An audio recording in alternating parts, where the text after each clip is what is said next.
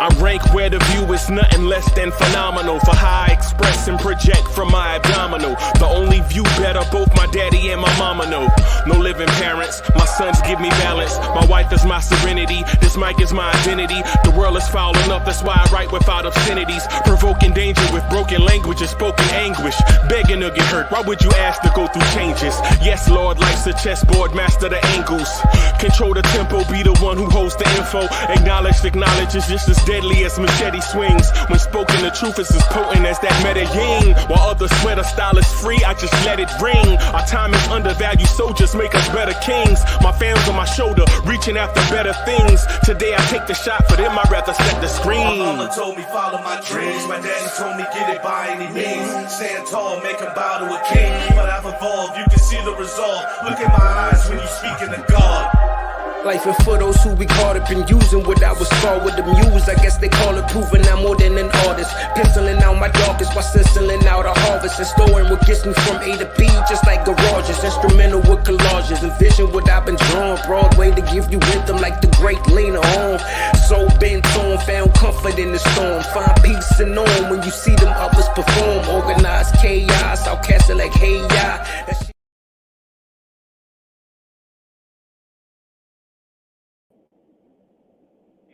Yo, what's good, party people in the place to be? Hold on, let me do something. Wait a minute.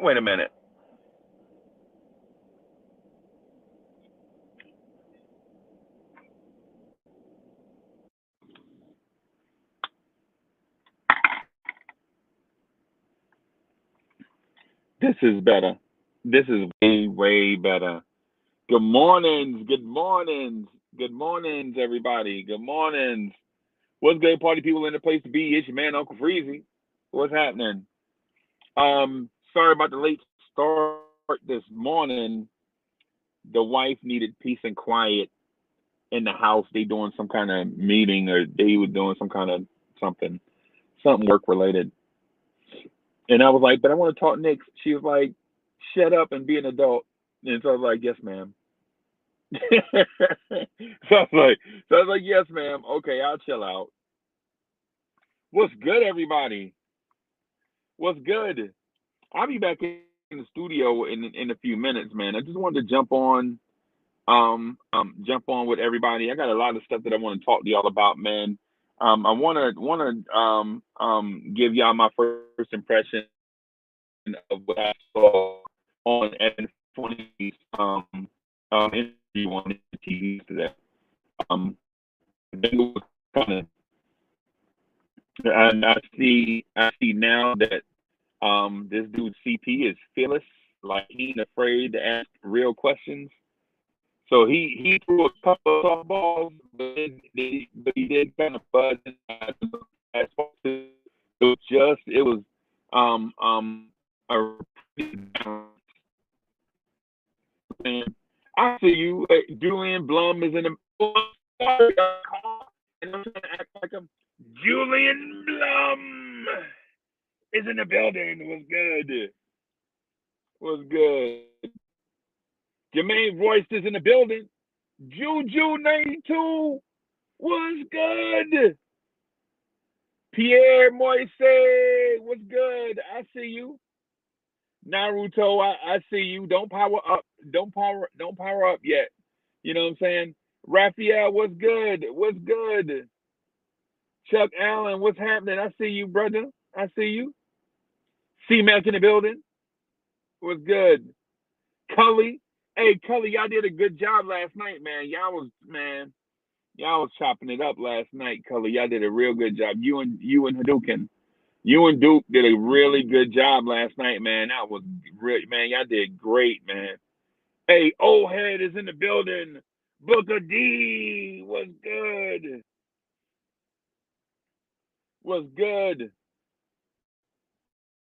We see you. Adele Chapman is in the building.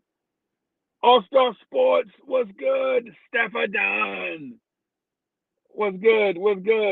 Julian Blum said he felt like the interview was scripted. I'm not for sure. I'm not for sure if it was scripted or not. Maybe it was. You know what I'm saying? Maybe it was. To me, um, Evan Fournier slipped. So now I'm not saying that he was a bad interview. What I'm saying is there were some things where he was pointing out some bad things about the Knicks, and then he cleaned it up like in the next sentence. Like he was like, "Yo, teams didn't respect R.J. Barrett's outside shot. They knew he was a driver," and then he cleaned it up with, you know what I'm saying? Now teams can't go under all the time on R.J. So my audio is trash. Joey Alex, my audio is trash.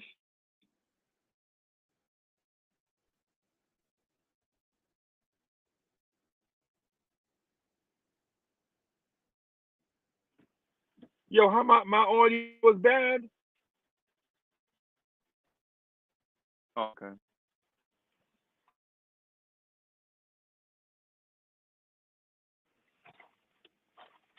Yo, my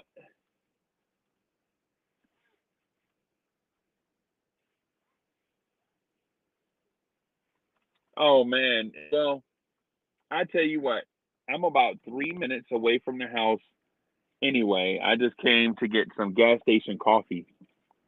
I just came to get some gas station coffee. So our tummies are gonna feel fantastic in a few minutes.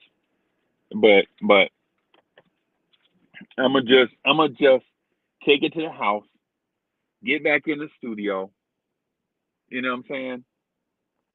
Get back in the studio and we're gonna rock from there. But listen, I did not want to miss out on the opportunity to talk with y'all this morning, man. You know what I'm saying? So I'm gonna hurry up and get back to the house so we can chop this thing up. Cause this Evan Fournier thing is serious business. This Evan Fournier thing was serious business. You know what I'm saying? I think we did. I think Knicks Fan TV did a great job on the interview. There were some things said that I want to touch on. I didn't take notes last night because we had power outages down here in the South. Is one of the reasons why our show came on late last night. We had power outages everywhere. So, we had a whole bunch of weird stuff kind of going on. But I'm pulling it up in the yard right now.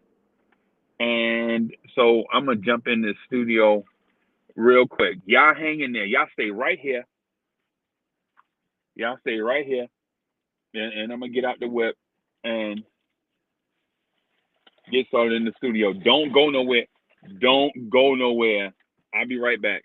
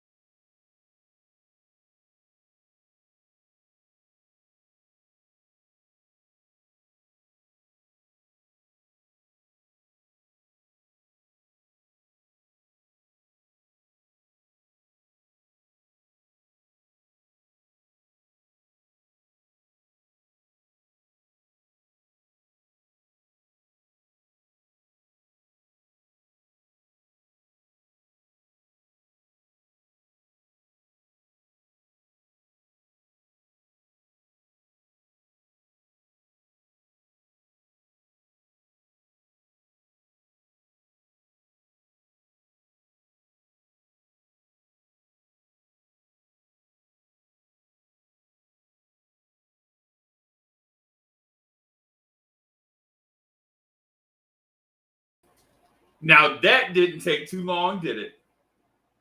Just a walk from the car to the house. What's good, everybody? What's good? What's good? Evergreen G is in the building. John Smith, what's good? I see you. Julian Blum, he said cue intermission music.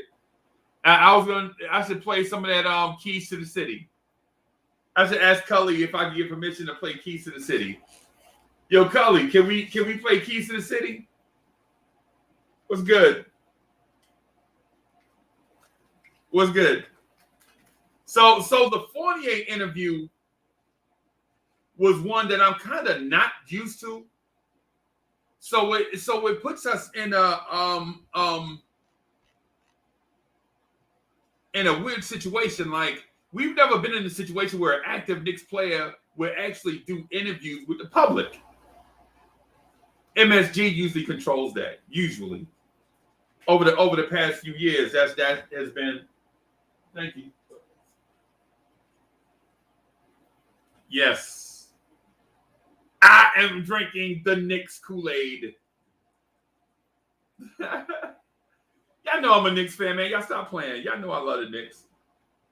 I have a water, a zero sugar, zero everything, some type of drink, zero everything except color.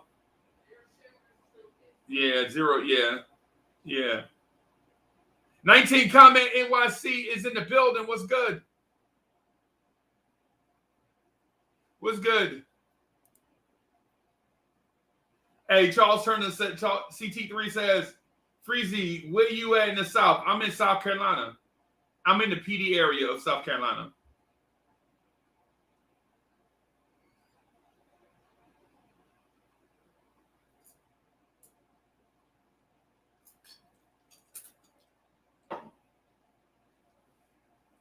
So I'm in the PD area of South Carolina. In the Florence area.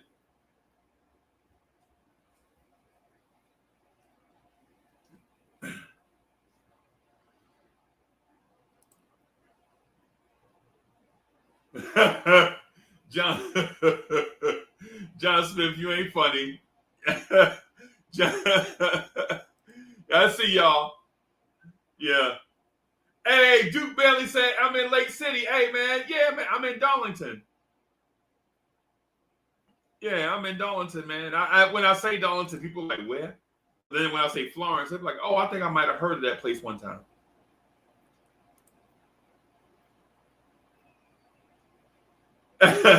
Oh, you in Sellers. Okay, what's good? We definitely gonna have a meetup, bro. We gonna have to meet up. We definitely gonna have to meet up, man. Definitely. We gonna have to have a meetup somewhere. Maybe at True Luck or something. At the fish place or something.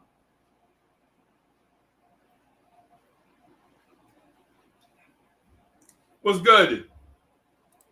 Danny Lee says, water and Red Bull, man. Is that water to go? I love the interview last night. Hey, I like the interview too. Pierre Moise says he's in Flatbush. Shout out to all my people. Shout out to all the Brooklynites. Shout out to all my family in the Bronx.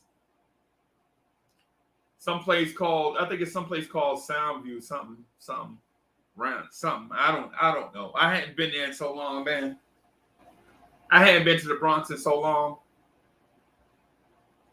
Man, I hadn't been to the Bronx in so long, man. That's right. Hey, Bronx, stand up. Jersey is in the building. Shout out to Jersey City. Shout out to the Hill. Van Nostrand between Ocean and Jackson. What's happening?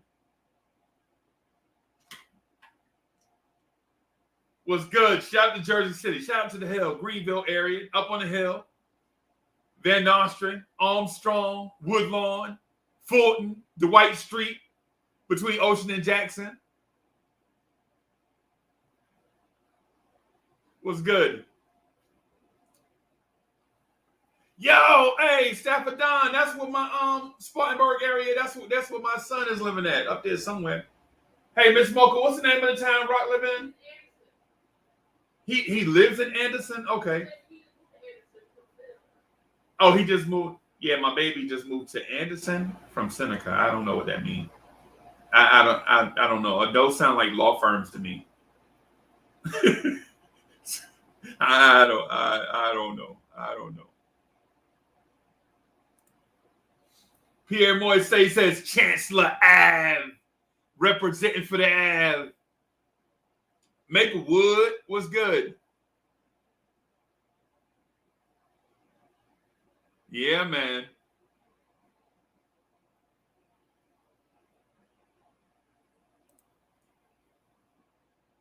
Oh, you an hour from Anderson? Anderson and Spartanburg ain't really that close, but when you leave from here, like when you leave Darlington, Florence, Hartsville area, and you go up there, it seems like all them towns, all them cities together, bro.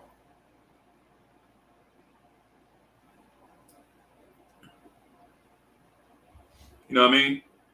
Hey, and so shout out to Knicks fans everywhere, because we are a tight-knit group and we mighty.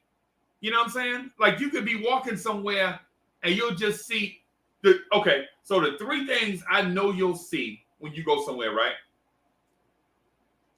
You'll see a Yankees cap, you'll see a Dallas Cowboys t-shirt, and you'll see some obnoxious person from NY, from the tri-state area, and they repping the Knicks.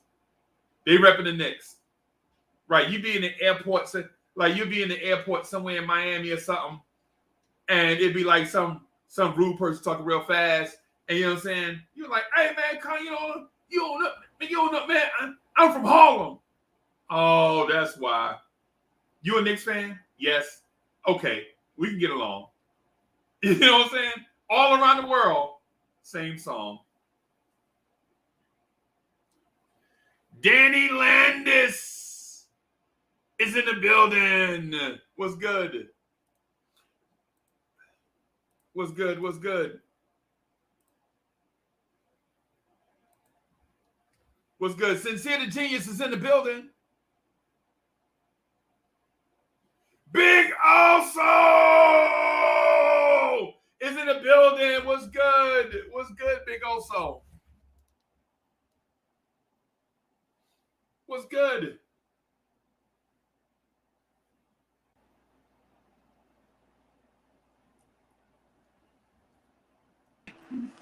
Danny Landis is in the building. What's good, my guy? Good morning, Uncle Freezie. How you doing? Good. I'm good. How are you? Man, listen. I'm super good right now. Let me just adjust this set here. There we go. I'm super good. Is that Coach Colorblocks in the chat? Yo, what's good? Coach Colorblocks is in the chat. What's good, my guy? I thought we were going to put you on a milk carton or something, Coach Colorblocks. What's happening? I know Coach Hey, so Danny, Coach Colorblocks is operating off like 28 minutes of sleep every night. That's it? Yeah. Oh, God. Yeah, about 28 minutes of sleep. New additions and stuff. You know how it is. That's a little more than you, right? Yeah, a little bit. I've been a lazy bum lately, bro. I've been getting like 35 minutes of sleep. I don't know what I'm thinking, man. I'm sleeping my life away. Oh, God. Jeez. Yeah, man. Yeah, man. T. Williams is in the building. What's good, T. Williams? We see you. Kevin Middleton is in the building. Kevin Middleton better not be coming in here starting no trouble. Uh-oh. Kevin Middleton is. I didn't see anything wrong with Fournier keeping it a ban. RJ shot terrible year one. From three, he improved like the man said. Nah, Kevin, Kev. Where's Kev? Kev is hiding now. Yeah, well, I go. Politics. Yeah.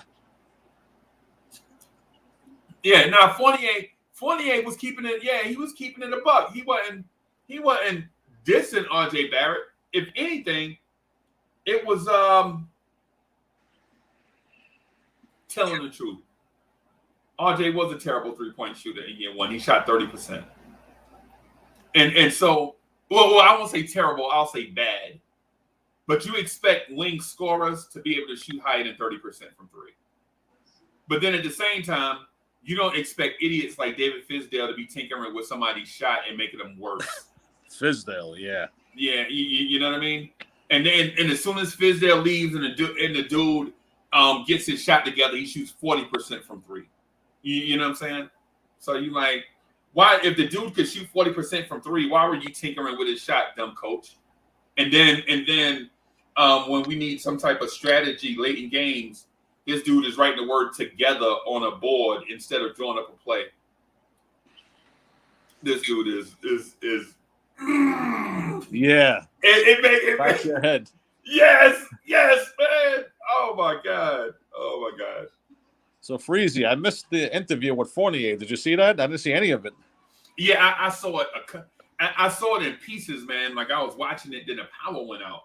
Oh god. And then I tried to do it from my phone. And then I kept getting calls. People like, yo, is the power out? Yes, the power's out, man. and so I'll be like, yo, call such and such and tell them the power's out. But then before they could call such and such will call me, hey, is the power out? Oh, geez. Okay, yes. Yes. Jeez. Yeah, so we had some issues yesterday, man. Sorry about that. It turned out to be more fun than anything else because the power was out. It was raining outside, pouring down, raining cats and dogs. And so I was outside yesterday in the rain, and so people from the show were hitting me up like, "Yo, where are you? You said 10:30," and I didn't see it until like 12 o'clock. You know what I'm saying? So it was weird. It was just one of those deals like a lot of stuff going wrong, but not it was bad, but not like not that bad. Yeah, not end of the world bad. Yeah, I found some of it to be funny. You know what I'm saying? Where are you, Uncle Freezie? Man, I'm in what could be the I'm in what could be the worst rainstorm we had all year. That's where I am. That's it. You know what I'm saying? Hey, so our co-pilot with us today? Bam! There he is. Hey, what's up, boss? What's up? There he is. Lucas is in the building. What's good? Say what's good. What's good? Y'all ate breakfast already? Yes. Yes, he did. Okay. He's ready to go. He's ready for the stream. Uh-oh. Did y'all have breakfast of champions, or did you cheat since today's Friday?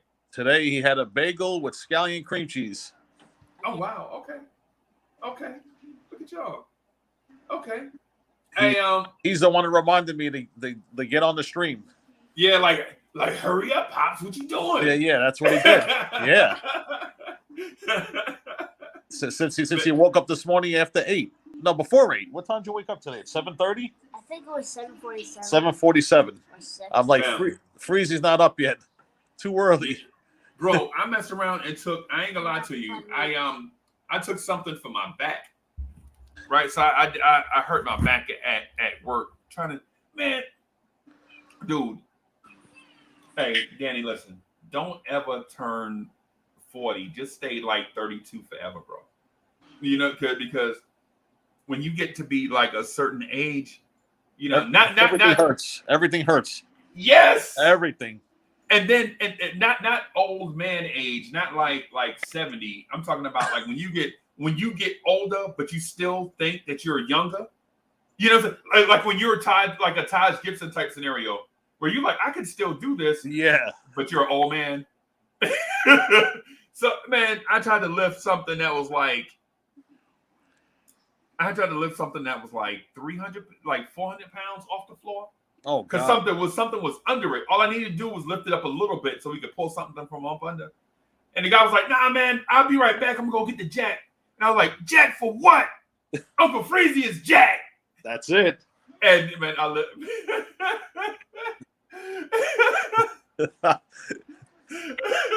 and I'm laughing at Yeah, man, I'm laughing at it now because I tried to lift it and I couldn't, and then I tried to get into Hulk mode. I was like, "Arr!" And then I hurt my back, and then I was like, man, hurry up with that jack. you got in that mode like when the Knicks lose at the buzzer. Yeah. Last shot. Yes. Oh my gosh, man. Oh my gosh. But I know how it is with the age. I just turned 49 August 3rd. Oh, happy birthday, bro. Thank you. Yeah, bro. And when I'm in the gym and when I'm working out, I'm like, I used to be able to do this weight. Why does it feel so hard now? Right. You know? I used to be able to do this thing 12 times. How come I can only do it 8 times? Yeah. You know what I'm saying? And it's life, bro. It's life. It's not nothing we did wrong. It's called getting older. That's it. You know. Yeah, man. But so I tried to lift this thing and I got it up and everybody was like, "Wow, he's strong!" And I was holding it and I could just feel like my back. Your back. Like, like this. I was like, yeah. So the one part of getting older is you got to mature. Like I should have just waited on the jack and stopped showing off. But what's done is done. What's done is done. The doctor. So I explained it to the doctor, and she just looked at me like, "Men are stupid." Why didn't you wait for that jack? Yeah. She was like, "How long was it gonna take the jack to get there?" And I was like, "Probably about 3 or 4 minutes."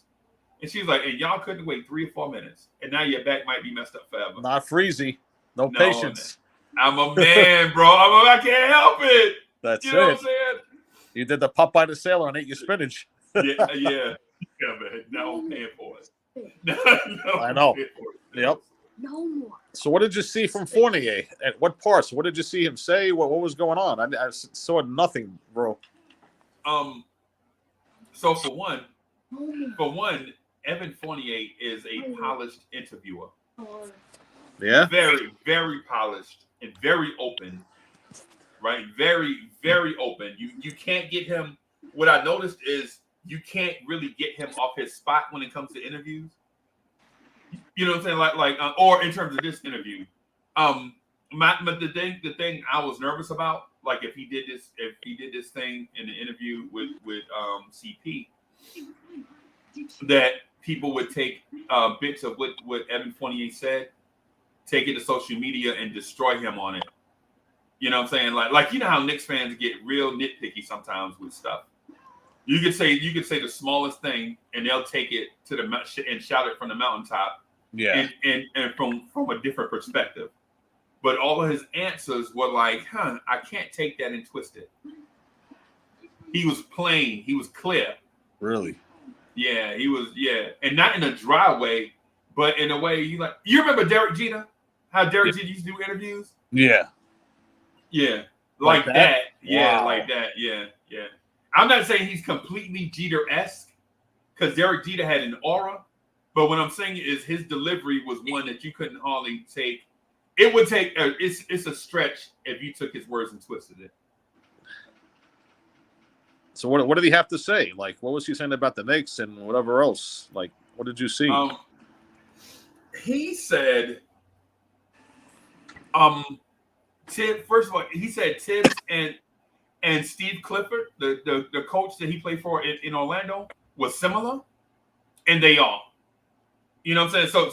So to address the if Evan Fournier will be able to adapt to the Knicks' new culture, he was like, "Yo, Steve Clifford was the same way, up front, in your face, being real, making things plain for the players.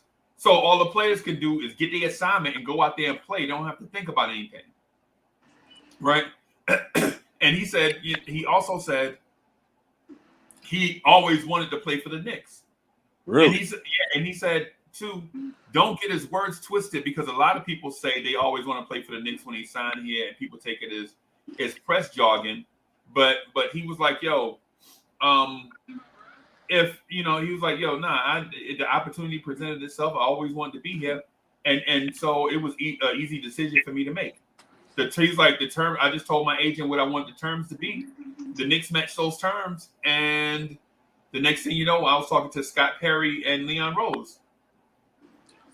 The So Godfather. The Godfather. Yeah, so his agent did all the work, basically. Just did all the work. He was like, yo, I'm focused on the Olympics. Don't bother me with all that stuff. I just want to focus on the task at hand. So he let his agent do all the work. You know what I'm saying? And how much did he sign for? It was 4 years, 78, something like that? Yeah. But he's not going to get a lot of that. You know, his agent gets a lot of money too, and taxes and stuff. He's going to get a lot less than 78. You know that. Yeah, and then especially living in the city. You know what I'm saying? Living in the city, bro. Yeah. That's so real fast. But so that tells you right there that he wanted to be here. Because he could have got 4 years, 78 from Texas, a Texas team. Yeah. You know what I'm saying? And they have no state tax. No. You know what I'm saying? He you know what I'm saying? He could have made that bread in Orlando and they have no state tax, and all that bread would have been his. Oh yeah. So when you said when he says that he wanted to be a Knick, I believe it, because he basically took a pay cut to come to the Knicks. You know what I'm saying? When you think about it.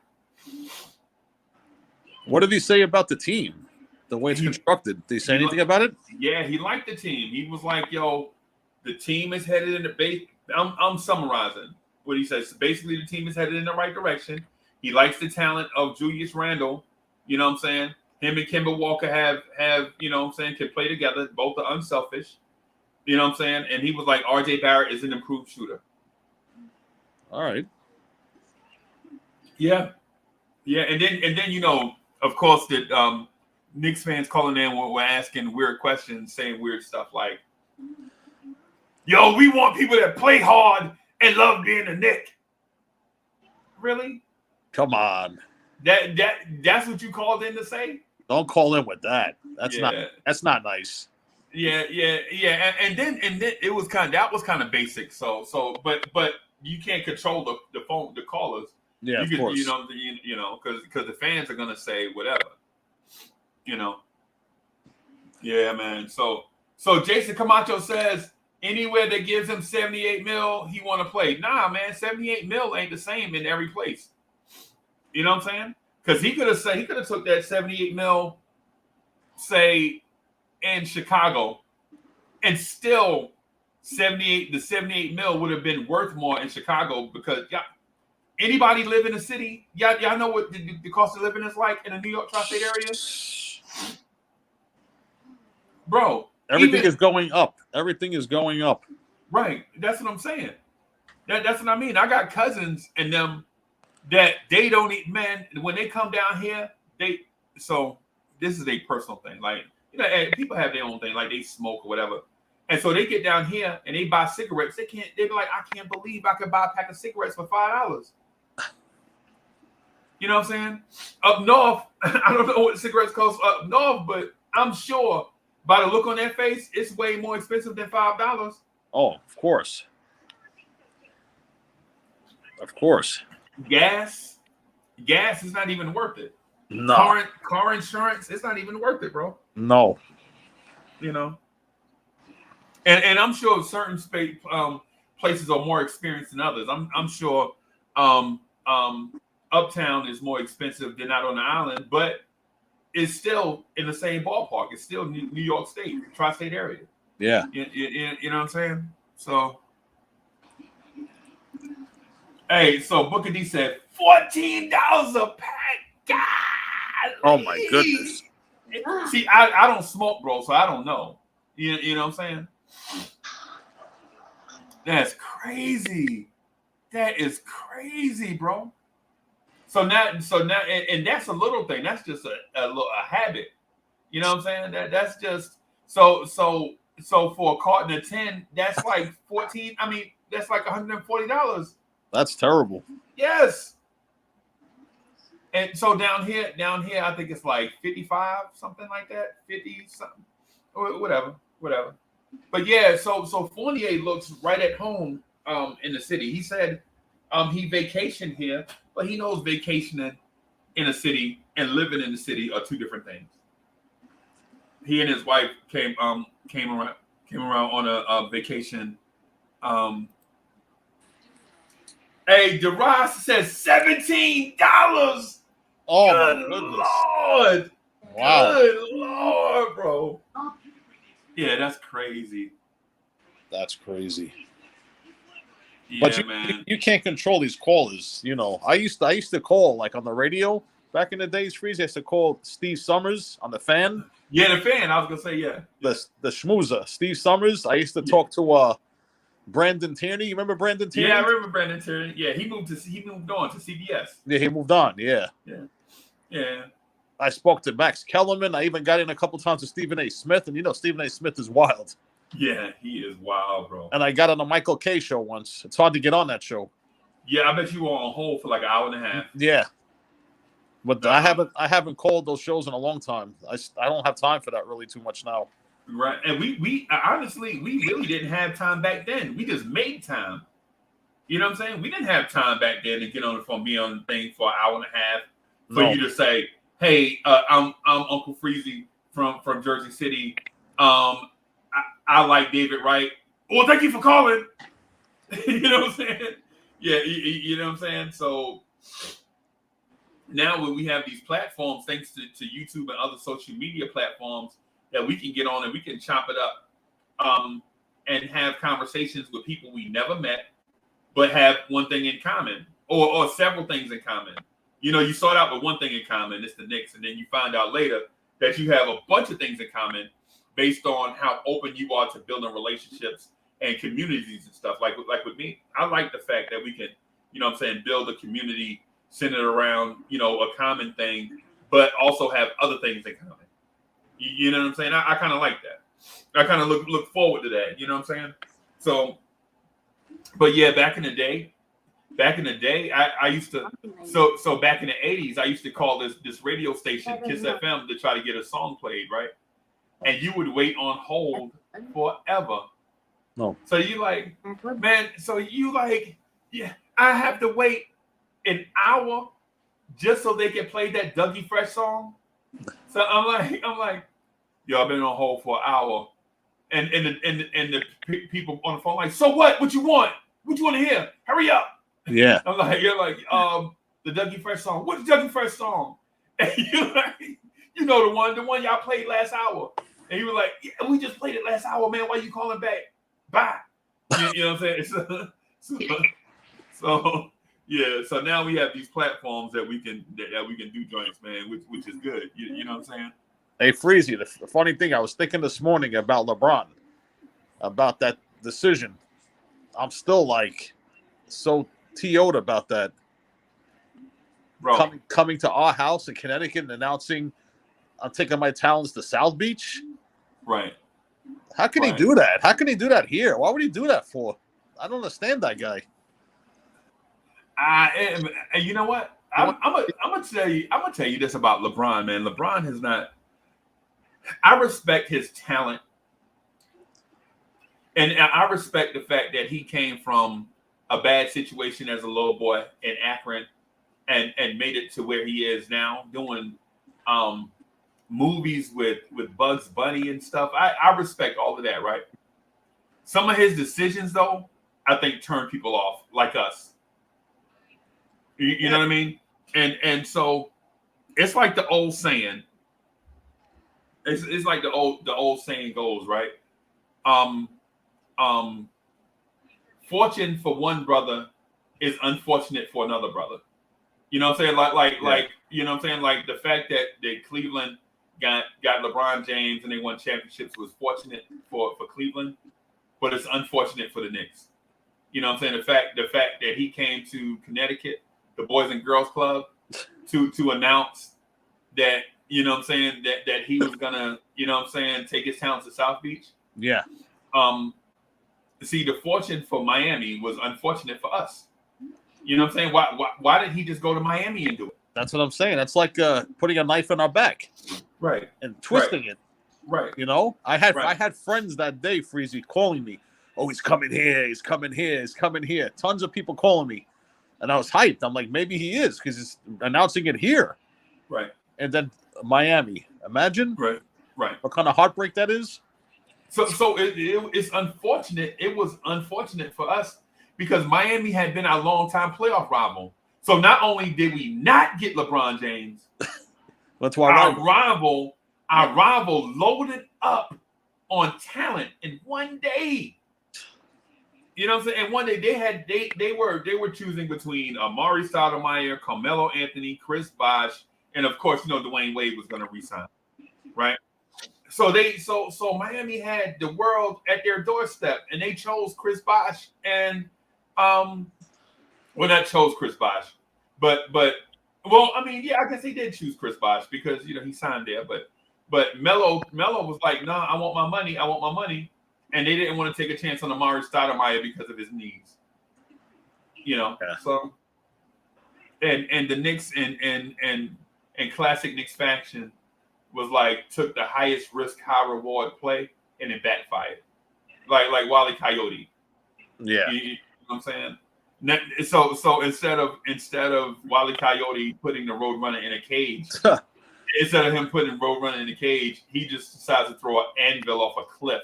Off the cliff. From 2,000 feet in the air and hope the timing is right. He got a plan he drew out. Like if I throw this anvil off the cliff, yeah, you know what I'm saying, I'll be able to smash the Roadrunner. And man, it's crazy. That has been us. But that thing is terrible. How he announced that talents to South Beach, and then that big party to have it over there with the music and what was it? Who was saying that? Not 4, not 5, not 6, not 7. Yeah. Where's the 6 or 7? I'm still waiting. Yeah. Yeah, but karma is something else. Yeah. That was a joke. Wasn't that a joke? That was a joke. Yeah, but and you know what though? I think our time is coming, right?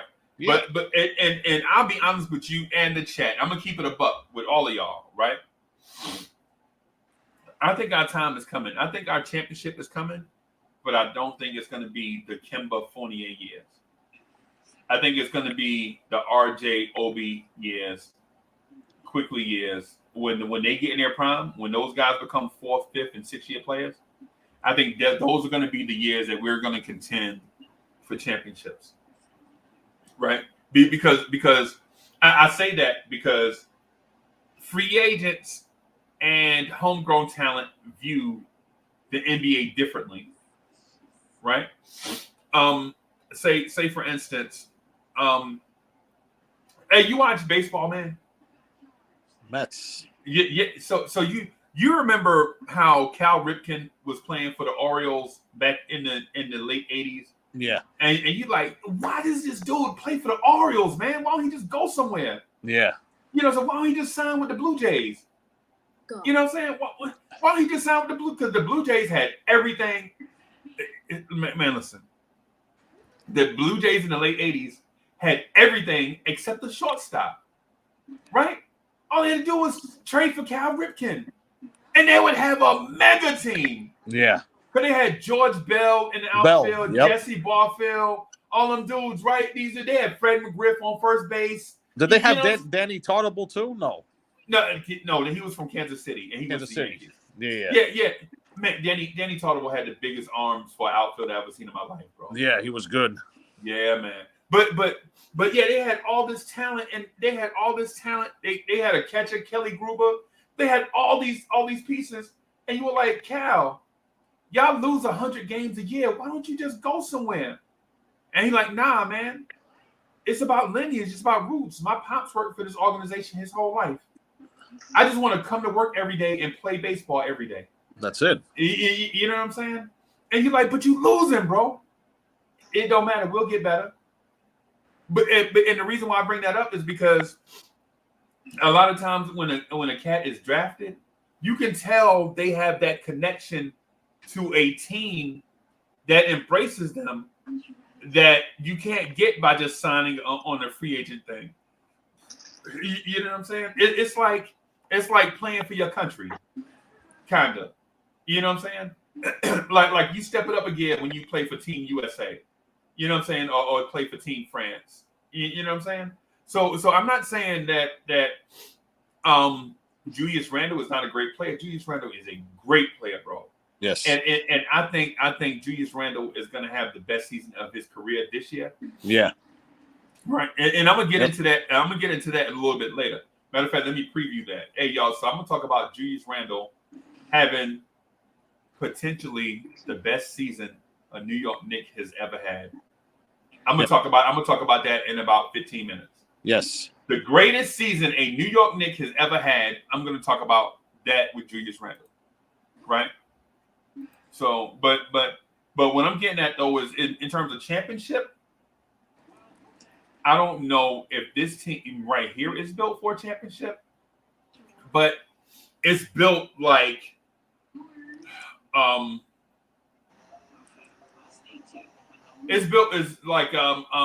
those old historic stories, like the stories from like the Bible or ancient history or something back in the day where the people was brought out of bondage and you know what I'm saying was taken to the promised land.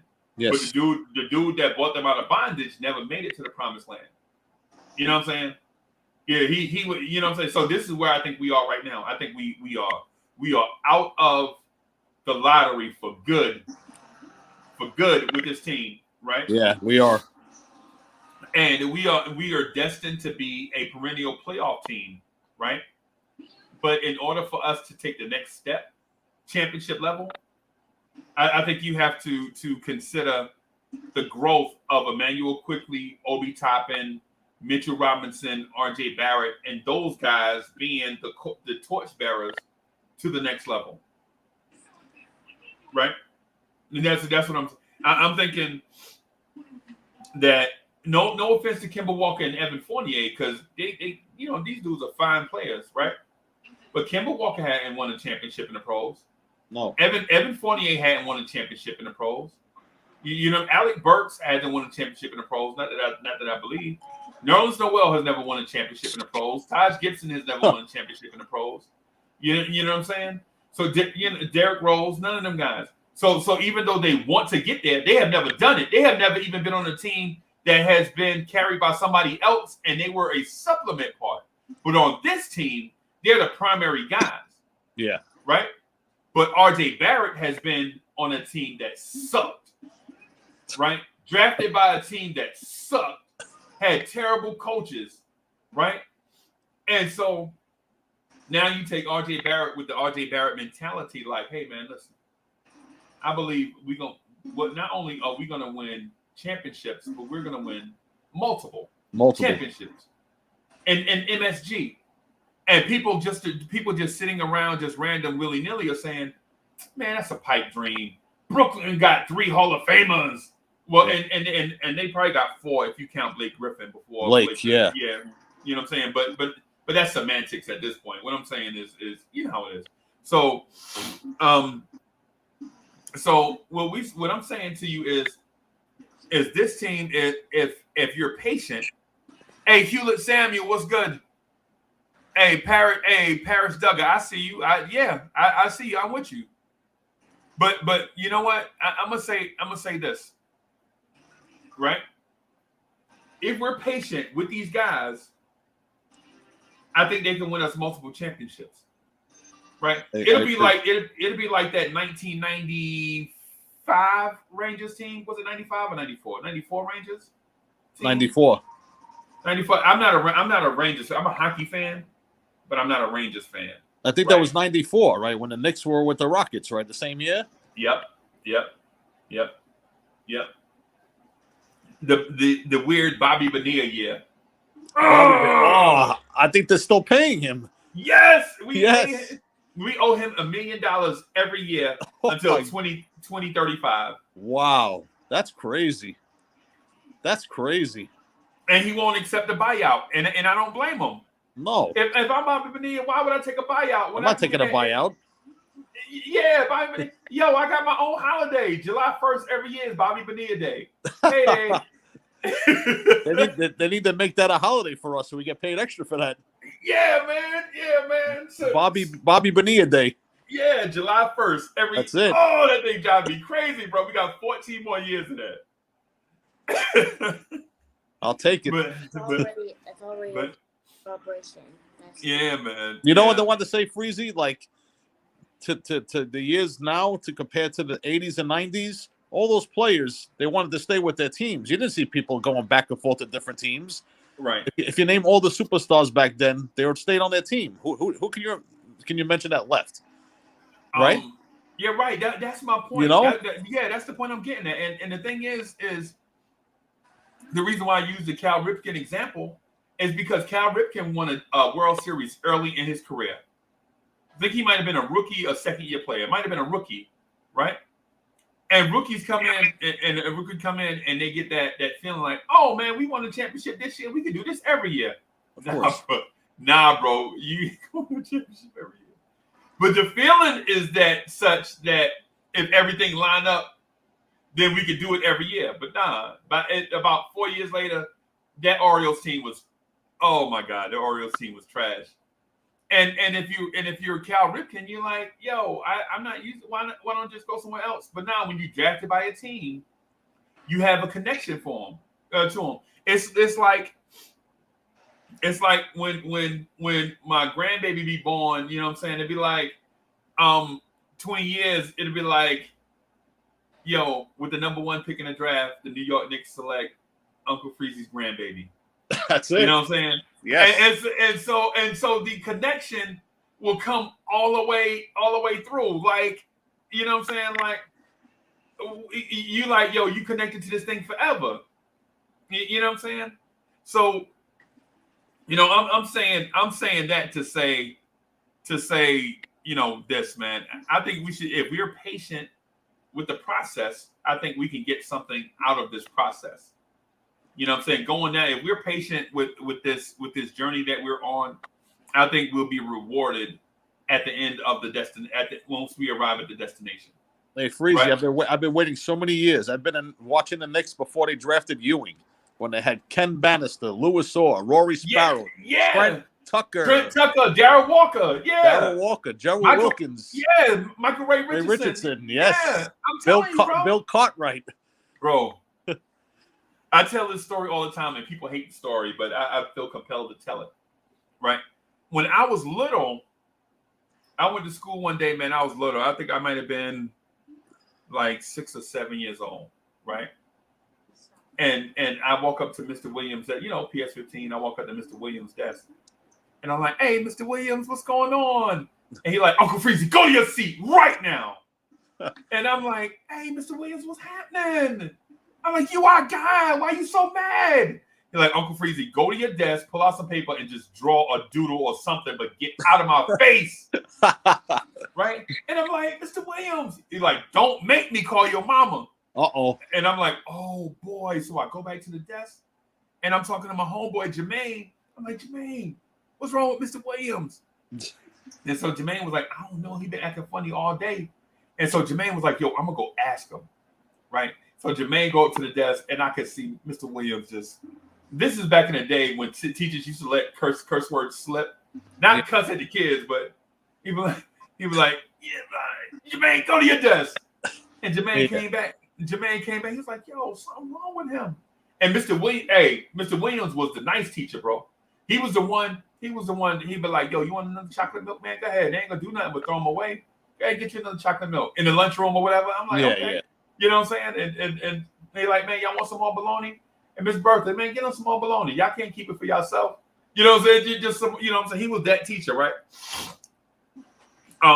So when we saw him in a bad mood, he was like, "Yo, what's wrong with you, man?" And so I was like, "Yo, Mr. Williams, I'm gonna just go out here."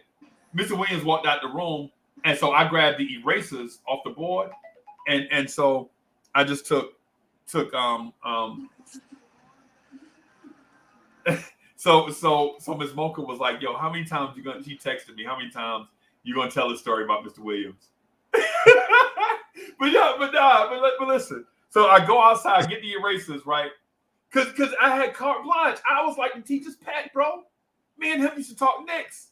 You know what I'm saying? He'll be because we don't watch the game, like the West Coast game. And as a kid, I would be, you know what I'm saying? Mom Dukes will have you in the bed. Like you 7, Mom Dukes will have you in the bed like 8:30. "Nah, you ain't watching no Knicks game. Get in the bed. You got school tomorrow." And I come to school the next day, and Mr. Williams would tell me about what happened. So I come back. I go outside, take the erasers outside, and I'm clapping erasers. Got chalk all over my clothes, and so Danny, you might remember chalkboards and erasers back then. You know what I'm saying?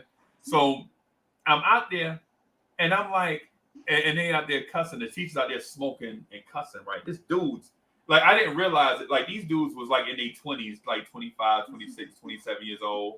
You know what I'm saying? They young fellas. You know what I'm saying? Now that I'm older, I look back on it and I laugh because when I was little, they looked like old men to me.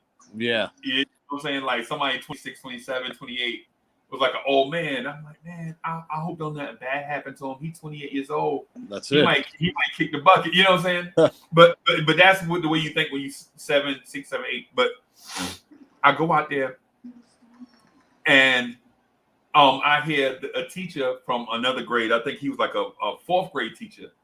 And he like, yo, Will, calm down, man. You know, they got Jim Clemens. Or something like that, he said. Something like that, he said. Like, Jim Clemens, who in the world would, blah, blah, blah, they out there cussing and stuff. And so he like, yo, it was about time for them to trade Clyde Frazier. And when I heard them say, trade Clyde Frazier, something came over me, bro. I started sweating real bad, man. Yeah. I started sweating, and I saw like tears welled up in my eyes. Yes. And I let out this little thing and started crying. And Mr. Williams saw me, right? He like, hey, and I slammed the erasers down. It was like 5, it was like 7, 8, I don't know. I slammed them down on the ground and stomped back to the classroom like a little kid having a tantrum. Yeah. And went back in my seat, man. I was crying. And my man Jermaine was like, yo, what's the matter with you? Yo, what's the matter? Uncle Freezie, you the one that said you supposed to be tough. You supposed to be hard, Uncle Freezie. I'm telling everybody, like, yo, a man ain't supposed to cry. I'm 7. I will never cry. You know what I'm saying? Just tell this to other kids, right? And I look at Jermaine, I'm crying. He's like, well, yo, what's wrong? What's wrong?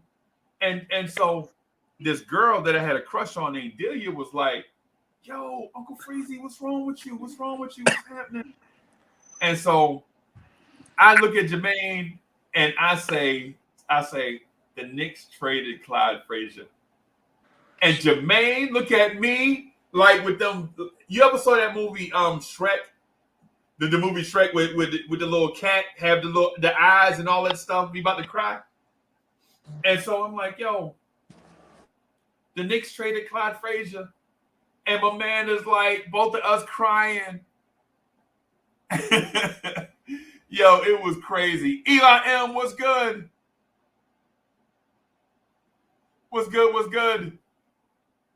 Hey, Rafael Diaz says some people's philosophy is only if you drafted, you're a part of the core. Yeah, I see you. Hey, so Rafael, so Charlie Ward Cousin says, Rafael, why are you talking about trading RJ or Randall? That's not a smart take. Yeah, I think I might agree with that. Evergreen G is like, this is a long story for the 8th time. Bro, I'm just saying, man. I'm just saying, bro. I'm just giving you an inside take on why it is I feel the way I do about the Knicks. You know what I'm saying? And it ain't the 8th time. It's probably like the 7th time, Evergreen G.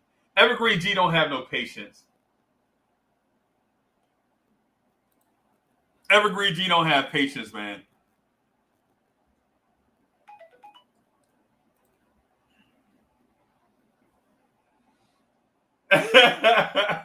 Oh, yeah, Evergreen G is like, yeah, you know what I'm saying, yeah.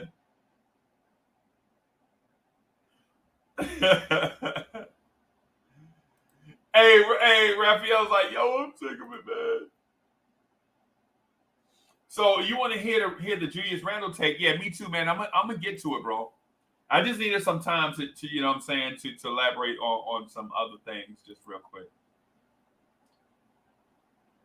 So Paris Duggar says Julius Randle should average a triple-double without shooting now.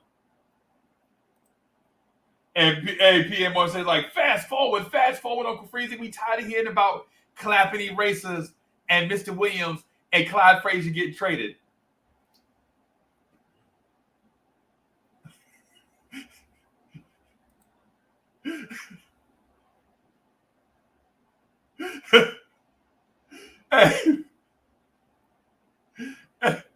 Yo, you bugging out. You talking about, yo, man, fast forward the story, man. Fast forward the live stream.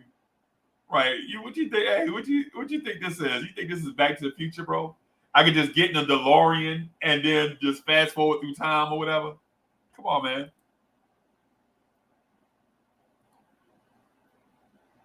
Hey, so Raphael's like, maybe earlier I was not. Now you guys are cool. Keep.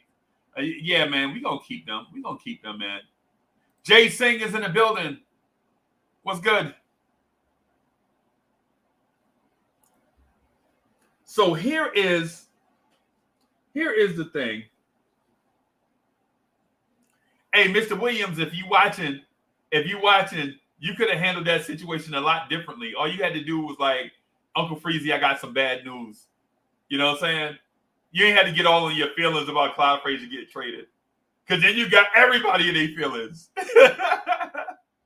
Yo. Yeah, man. Shout out to Hudson County Public Schools for hiring cool dudes to, you know what I'm saying, to be around the little shorties and stuff. You know what I'm saying? So here's the thing, and I want y'all to hear me clearly on this. I don't want you to take words and twist them. I want you to open up your ears, open up your mind, and listen to what I'm about to tell you. Because this is important. What I'm telling you, Knicks fan, is important. Right? This is important, what I'm about to tell you.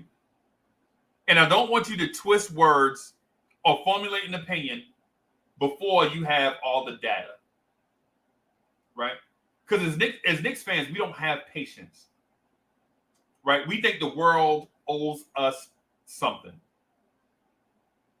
And maybe the world does owe us something. Maybe the world owes us a lot. Right? But we're not going to collect all at one time. So even if the world owes you everything, you're not getting it all at one time. Right? So what I'm telling you is this. I have a thought about Julius Randle. I'm going to share it with you. And I want you to listen. Right? Because I said something back in February to you guys, and you didn't hear me clearly. You took it as me being a homer. Maybe I am a homer. Maybe I'm Bart Simpson's daddy. You know what? Maybe I'm a homer. But so what? So I got jobs and responsibilities and stuff to do other stuff. Right? I have a lot of things I'm responsible for. Right? Something that I have to be somebody other than Uncle Freezie for, right? But when it comes to the Knicks, I don't have a responsibility or stuff like that in my fandom. My fandom is what it is. And so I choose to root for the Knicks in my way. Not what's convenient to NBA fans all across the globe. I'm talking, yo, Evergreen G, what's good? Peace. Can you hear me? Can you hear me good? Yeah, you good. All right, cool. So what I'm saying is this. As a Knicks fan, I'm choosing to be a Knicks fan my way, not what's convenient for everybody else. And if that upsets you, then you have to be upset. Right? Because I'll have takes and they're going to sound like Homer takes, and maybe I am Bart Simpson daddy, so what? But I'm going to do my Knicks fandom my way, just like I expect you to enjoy your Knicks fandom your way. Right? So here's my take on Julius. Let me ask you this. How you doing this morning, bro? I feel great, bro. I feel amazing actually. I feel vindicated, if you will, ready to get the hell out of Fort Lee. That's one thing. But I feel good, man. I don't have no issues. I don't feel like I got that vid no more. Good. You know what I mean? You know, so I feel good, man. Thanks for asking. Yeah, man. We're gonna have to do a get up. We're gonna have to do a meetup at some point, bro. Yeah. Listen. So you know, I'm in South Jersey. I don't know if you still got family in Jersey that you come up here to visit or whatever, but right. I don't live too far from Kev. So, you know, me and Kev intend on catching a Knicks Sixers game this season. We spoke about that in before. Philly. In Philly. Yeah, at Philly. Yeah. Because it takes me 2 hours to get to the city, bro. So I'm not really, you know, I'm in the city all the time, but I'm not getting ready to be, you know, running back and forth to the city just to go to a Garden game, you know, for an hour and a half and then have to fight traffic to get all the way back for a 3-hour drive. You know what I'm saying? I'm not doing that. So, but Philly, I'm 25 minutes away. Especially on a weeknight. Right. I ain't doing that on a weeknight. That's how. Damn sure ain't right. Yeah. So, but I'm 25 minutes away from Philly, so I can get there rather quickly. So, like I said, we're trying to. We got hopefully we got something. Hopefully it's something big. I don't want to talk about it right now, but hopefully it's something big coming down very soon within the pipe, and we may all be able to meet up. You know, we're trying to make something happen, but you know, I guess I'll be the gap to bridge through all the platforms. You know, from everybody from the Blorangetears, MBK family, so we can try to make something happen. Yeah, bro, it's a lot. It's a lot of us, bro. The Blorangetears family is it's not small no more. I keep saying that we small, but bro, it's thousands of us, bro. It's and I keep forgetting how big the family is because you know I started this like in October, so we coming up November, yeah. So we coming up on the year anniversary that we've been doing this, right? And we did it from scratch. Like, you know, we did it from you know, basically from scratch, like just grinding. And so I keep forgetting how many people there are in this Blorangetears universe, because I get reminded all the time. Like I get individual messages and DMs and all that stuff from people, and sometimes I get overwhelmed. Like I legit be with Miss Mocha and my phone won't stop buzzing. It's either people with ideas, people congratulating me or giving ideas or whatever, you know what I'm saying, or needing some help with something. And I will legit drift away in the moment because I'll be hitting people back up. You know what I'm saying? Because I told people, listen, if you get my stuff, if I give you my info, I'll always be there for you. You know what I'm saying? Like if you get the math, I'm always here. You know what I'm saying? Just be respectful of don't be hitting me up like 5 o'clock in the morning thinking, you know, say we're gonna get on the phone and talk for like an hour and a half about right. You know what I'm saying? Nah, it ain't that type of party. But if I can help, I'm definitely helping. So, right. But I said that to say this. I think it's about due for us to do something major, like do a meetup, and not just a meetup. I'm talking about like a weekend long event, like do a party Friday night where it's just a closed atmosphere, where it's just us, no outside people, just us doing like a mixer, you know what I'm saying, getting to know people, you know what I'm saying, and then the next day doing like going out in the city, whatever city we at. I don't care if it's DC, Charlotte, you know, Uptown, Philly, Atlanta, you know what I'm saying, Miami, wherever we meet up at, you know what I'm saying, go out on the city and then come back and do a live stream, like people legit on camera and people in the audience, you know what I'm saying?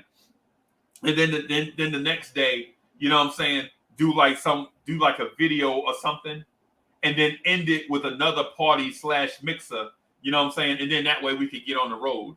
You know what I'm saying? Get on the road and we could take back all this stuff, exchange ideas, and all that stuff. We can give away stuff like Blorangetears merch and all that stuff, so people can represent for the family when they go about their way. But I'm gonna start putting that stuff on a community tab so that we can eventually do that stuff and get to, you know what I'm saying, you know, because at this point, growing a family is important, But I think having the family realize how important they are to me and to others is the more important thing. Like for instance, sharing some of the creative projects that Evergreen G has.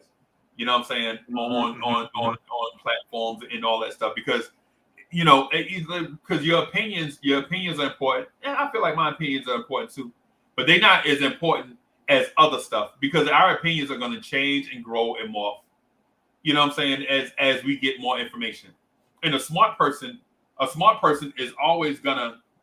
I didn't know if Danny was back or not, but a smart person is always gonna evolve and what they say based on the more accurate information that they get. You know what I'm saying? Hey, so Hint Murphy says, greetings, Freezie. Here's a grenade launch for you. If Julius Randle stays at this pace, is he a better Knick than Bernard? Man, that ain't even. Bro, I've seen both players, and right now I can say that right now he better than Bernard King.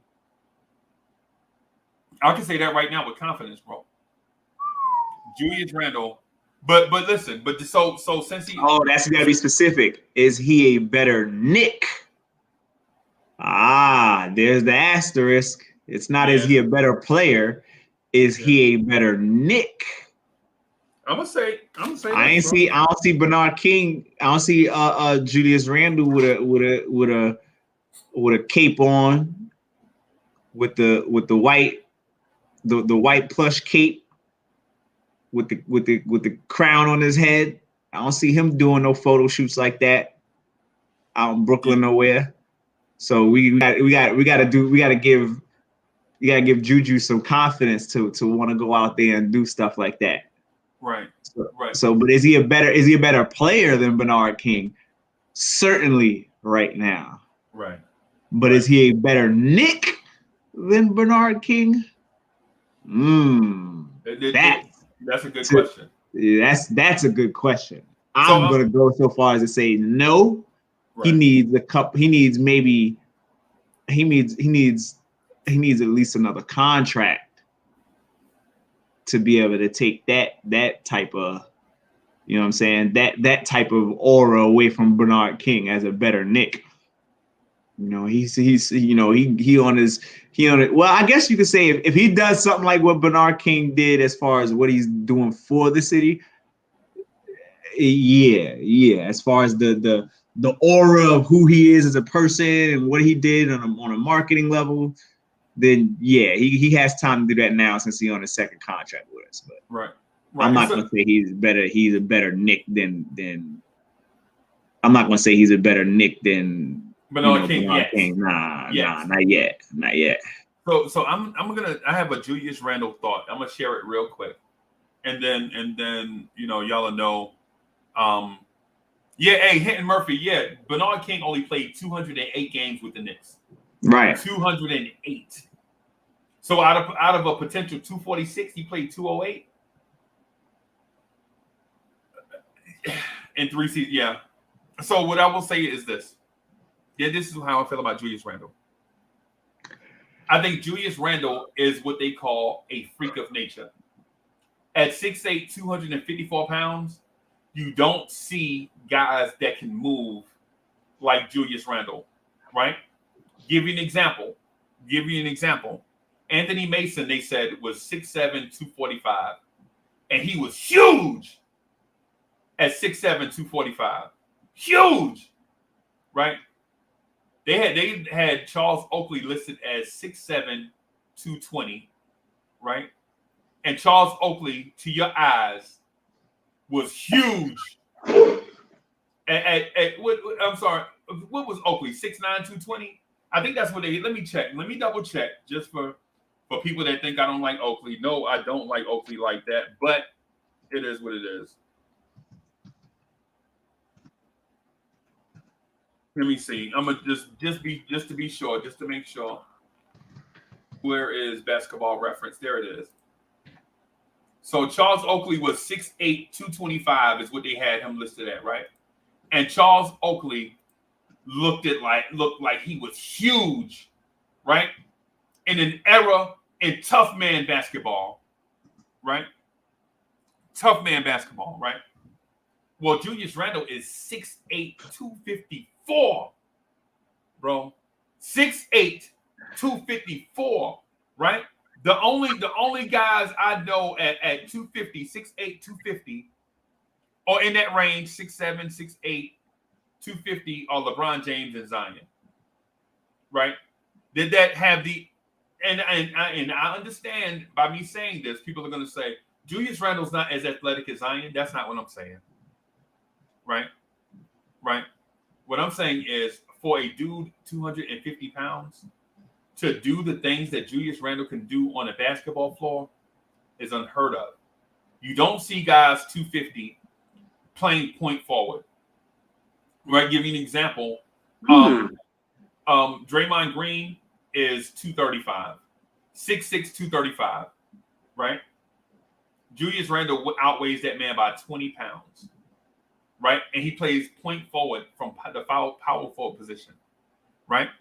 And not only does he do that, all those guys that I mentioned at 250, like I mentioned LeBron James, I mentioned Zion, I mentioned Oakley, I mentioned Anthony Mason, Draymond Green as points of reference. None of them dudes shoot 40% from three. None of them. That is not even a conversation. What I'm telling people right now is at power forward, at a banging power forward, Julius Randle had the greatest shooting season from three that you've ever seen. But because he's a Knick and how we lost to Atlanta, people will dismiss this season. But I'm telling you, as you go back, as history clears the air, as it tends to do, like time clears all wounds, right? So as we go back 6, 7, 8 years and look back on this season, we'll realize that a 255-pound man that averaged 11 rebounds shot 40% from three, and he was double-teamed every night. So what I'm saying to you guys is this. Be prepared for Julius Randle to win league MVP this season. Be prepared, right? I'm telling you, Evergreen, and what I'm saying is I'm telling the chat this now. Listen, chat, before you form your opinion, hear me out. Because I know how Knicks fans are. Knicks fans will be like, the first few words of a sentence, they take that and put it on the front page of the Daily News. Uncle Freezie said. And before they think about what I said, it's already on the front page of the Daily News, already on the front page of the New York Post. It's probably already on Twitter right now as we speak. Somebody got a sound bite of it. They already clipped this part out. They cut my voice out. They clipped this part out. They're like, yo, Freezie is a plump fool is what they talk about. But listen, bro, I am going to venture out and I'm going to jump on that boat with you. I'm gonna jump on that boat with you for one reason, for one word and one word alone. Ready for this? Space. Yep. Space. Because bro, I'm telling you, as somebody that watched, how many games we played? 72? 72, yeah. So I watched about 75 games last year, right? I watched about 75 games last year, and I was like, I saw the. Bro, I was in Atlanta live. We had a sweep. I watched Atlanta. Julius Randle's athleticism versus John Collins versus Gallinari versus Bogdanovich versus bro, they can't. It's like if you ever saw a dog chasing a truck, like these dogs chasing the truck, like roar! I'm gonna get you, truck. and then when they get to the truck, they're like, oh snap, I'm here with the truck now. What do I do with it? Nothing. They bark at it and hope it slows down so they can try to hope it stops so it can bite the tire. Yeah, and when the truck nudges the little doggy, we hope the doggy is safe. But when the truck nudges the doggy, the truck is like, hey man, I shouldn't have to remind you that I'm a truck. Right? So because I saw John Collins, no lie, I saw it in real life. Hands to the man. I saw John Collins try to catch a lob over Randle and Randle nudge him a little bit, and John Collins fell to the floor like he got shot in the war. Right. There's a couple bit. of those. Yeah, there was a couple of those plays like that. Listen, movies and stuff. He telling us Randall only did it 1 year. Please stop. Listen. No, he didn't do You it. gotta understand. All right, yeah, that's one thing. He didn't only do that 1 year. This last season was just the best season he had. Right. Other than him shooting 40% from three, like we get that. But Randall's been averaging 18 points since his third year in the league, right? Let's not get that twisted. Like Randall, and he was doing that all in the paint. He wasn't shooting no jumpers, he was doing that all in the paint. And now he's expanded his game between the first and second season he's played for us. He's expanded his game behind the arc. There's not many, power forwards that were traditional power forwards in the sense that they will play and bang in the paint with you, do a couple finesse spin moves here and there and make it. So what was the first issue that we had with Julius Randle towards the end of season 1 was what? The guy spins and he turns the ball over. Well, he corrected that under Tibbs. So nobody had nothing to complain about. Then he shot the ball very well under Tibbs. And the only thing that everybody complained about was really what happened in the playoffs, which was he was scared to play. And it wasn't that he was scared to play, it's that he was getting doubled everywhere. So now when you add Evan Fournier, right, and you add Kemba Walker, right, you give him a legitimate point guard now, right? You give him a legitimate upgrade at point guard. The guy can, shoot, damn near 15% from three better than the previous point guard.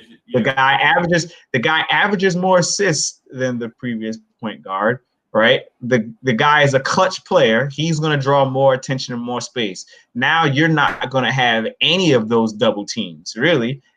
Right? You're not going to have arguably we have two top 25 point guards on our team right now.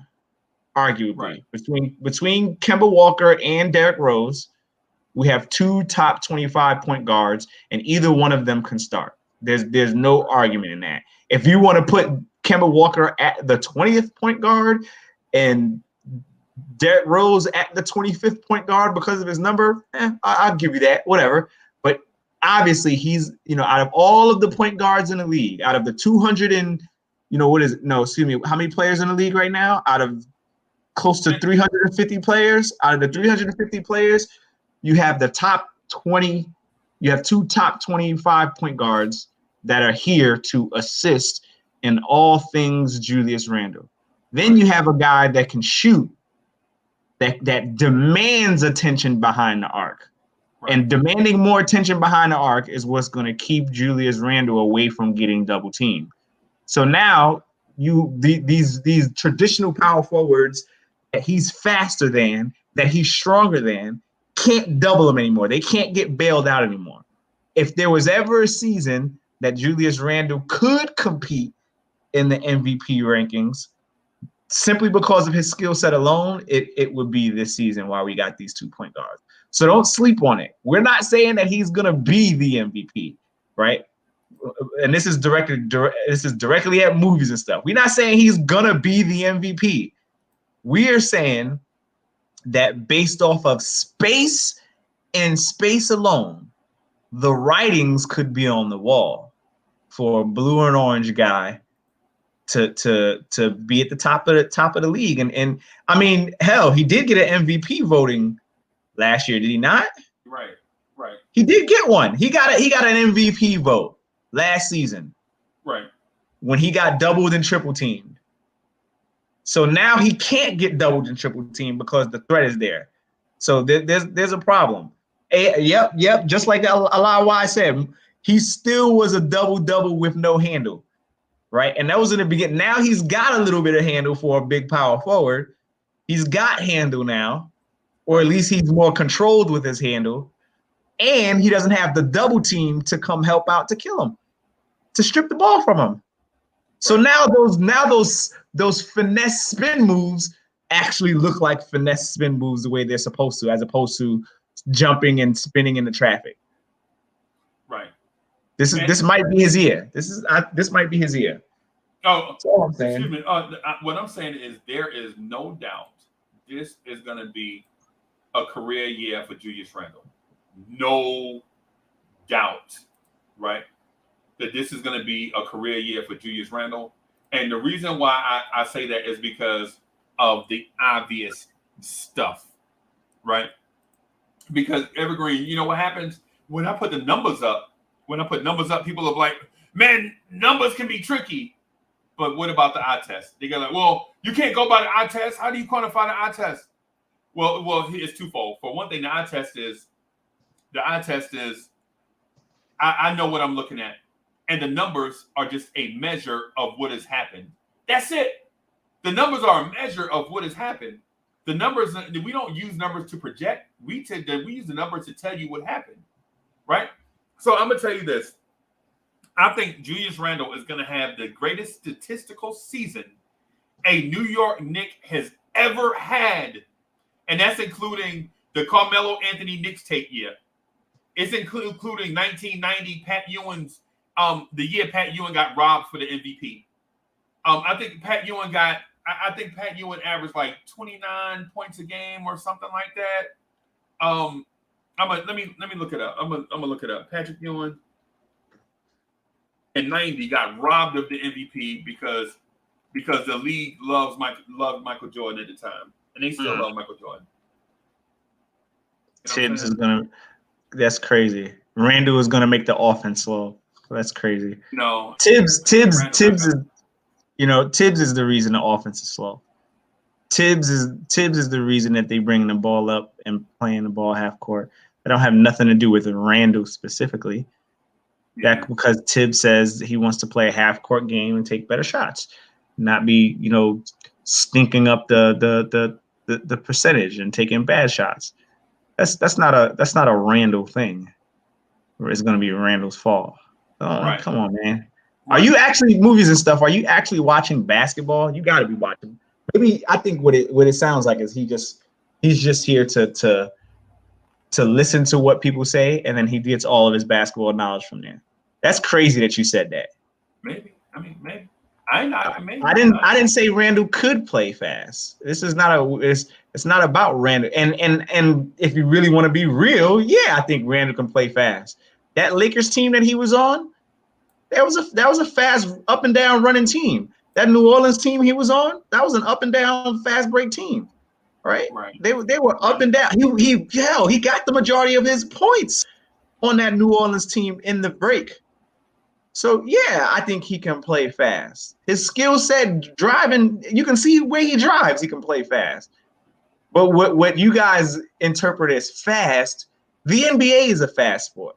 What you guys interpret as fast is how many possessions per game a team gets, right? How many times they push for a break, all right? That doesn't necessarily mean that a team is playing fast.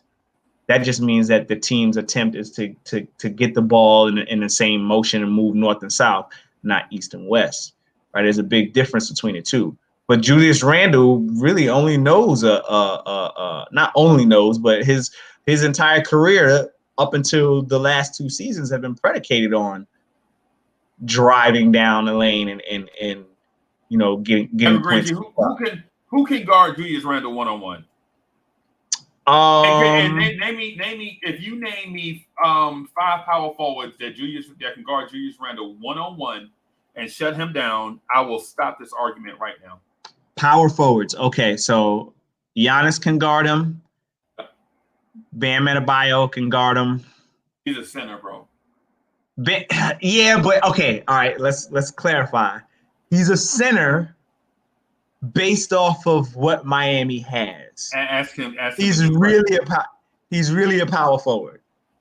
Based off of his height and based off his skill set, he's really a power forward. But I got you. If you want me to take, I'll gladly take Bam Adebayo off if you want me to take him off. Right. Yeah, because he's making an all-star team as a center. Okay, all right, we can take him off. So we'll go Giannis. We'll go PJ Tucker.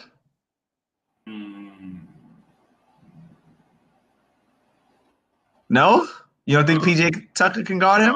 No. Okay. I think Julius Randle's giving him the business. Okay. No, AD can't guard Julius Randle. We saw that already. No, we saw Julius Randle eat him Siakam, alive. I think Siakam might be able to guard him. Mm-hmm. I think Siakam. Yeah, Keyshawn, I agree with that. Maybe Siakam. Right. So we got Giannis. We got Siakam. Maybe. Yeah. Let's see. Nope, that guy's a center.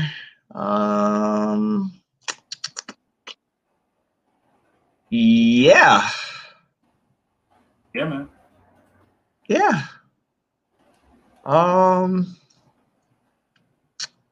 Yeah, that's it. Anybody help us out, chat. Other than Giannis, Siakam, I'm gonna say PJ Tucker, but Uncle Freezie says no. But I'm gonna say PJ Tucker. I would like to see PJ Tucker try to guard Julius Randle all game. I just in my experiences, I hadn't seen PJ Tucker do anything against Julius Randle. Man, PJ Tucker was getting roasted by RJ Barrett. Movies, you see, yeah. See, this movies, you making me believe you don't watch basketball, man. You said Anthony Davis got cooked by Julius Randle. Cooked. He got cooked by Julius Randle. That first LA. game that we had in LA, yeah. In LA. In LA. That was Julius Randle's revenge game against LA. Yeah. What are we talking about? All right, you said Anthony Davis will eat Julius Randle. That wasn't the question. You see, this is what what was the phrase that we used? Habitual goalpost movers. That's what we're talking about. Habitual goal. We're not asking whether Anthony Davis will cook Julius Randle or not. We're asking whether Julius Randle, who can guard Julius Randle. Can this dude guard? You're right. Only one game. How many games do you need? How many games do you need? They're only going to play each other 2 to 3 times a year. You're right, and all we can go by is what we saw. Right. We never really seen Julius Randle play against Anthony Davis. Why? Because one, Julius Randle's first season, he was hurt. Julius Randle's second season, he came back. He was coming off the bench. Julius Randle's third season, where he was due for his contract, he played well, but Anthony Davis was in and out. Then season 4, Julius Randle and Anthony Davis played on the same team, my guy. Come on. See, this is people who aren't watching basketball. Randle is garbage. Oh, I see what's going on, Freezie. I see what's going on, Freezie. Who said Randle is garbage? Movies and stuff is a troll. I see what's going on now. I see what's going on. Yeah, that's what's going on. All right. Moving on. I'm gonna give my opinion is I think PJ Tucker can guard him. I think respect needs to be due for Bam Adebayo being actually a traditional 4. So I would say PJ Tucker, Bam Adebayo, Giannis, Pascal Siakam, and I don't see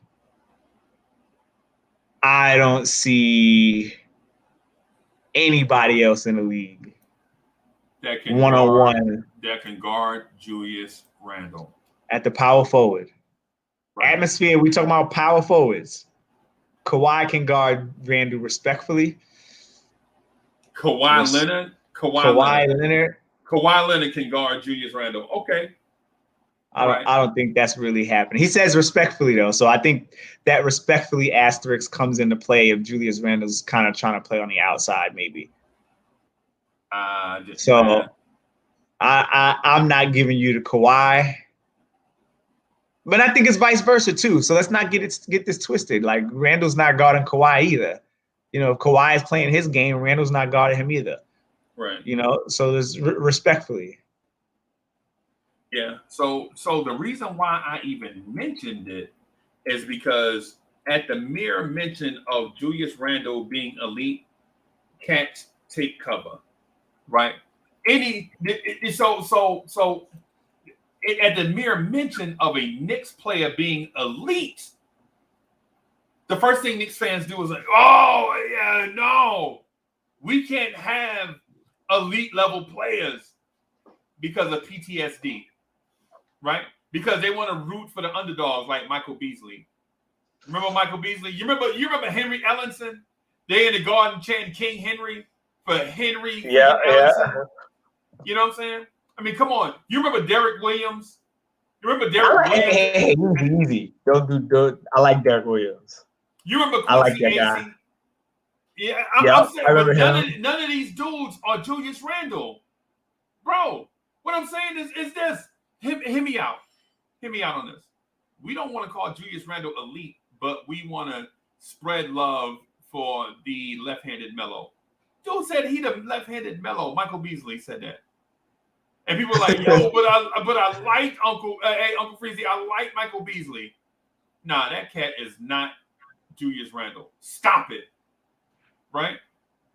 Quincy Acey is not Julius Randle. Noah Vonleh is not Absolutely Julius Randle. not. And they tried to make Noah Vonleh be Julius Randle at 6'9", 250. You remember Noah Vonleh would get a rebound and push it? Remember that? Push the ball up, yeah. And that team was a disaster. Right? That team was a disaster. And here's the thing. I'll let you in on some inside knowledge, right? That roster with Noah Vonleh was not much better than the one that Tibbs had on the floor this past season. In terms of talent, like where guys were drafted, Moutier was a top 10 pick. Vonleh was a top 10 pick. Hazonia was a top 10 pick. Enes Kanter was a top 10 pick. Who else? The list goes on and on, bro, about these guys. And we felt last year fielded a team that had Elfrid Payton, Reggie Bullock, Nerlens Noel, Taj Gibson, Alec Burks, and such. And people think that roster was fantastic. But the Knicks couldn't wait to upgrade. People didn't think this roster was fantastic until we were like 5-6 games in on that winning streak. Right. Everyone was still counting this team out, you know. Of course. That's what we do as Knicks fans. That's what we do. What we do as Knicks fans is we count ourselves out, and then we get mad when other teams count us out. Like, why they count us out, man? But we count our own selves out. We don't have confidence in the guys that we have. Right? Julius Randle played an MVP level season this year for the Knicks. And the first thing we say is, man, that season wasn't really that good, man. You know, he could have did such and such better. Last year, he was no-handle Randle. Well, we're not talking about last year. We're talking about this year. Right? We're talking about this year, man.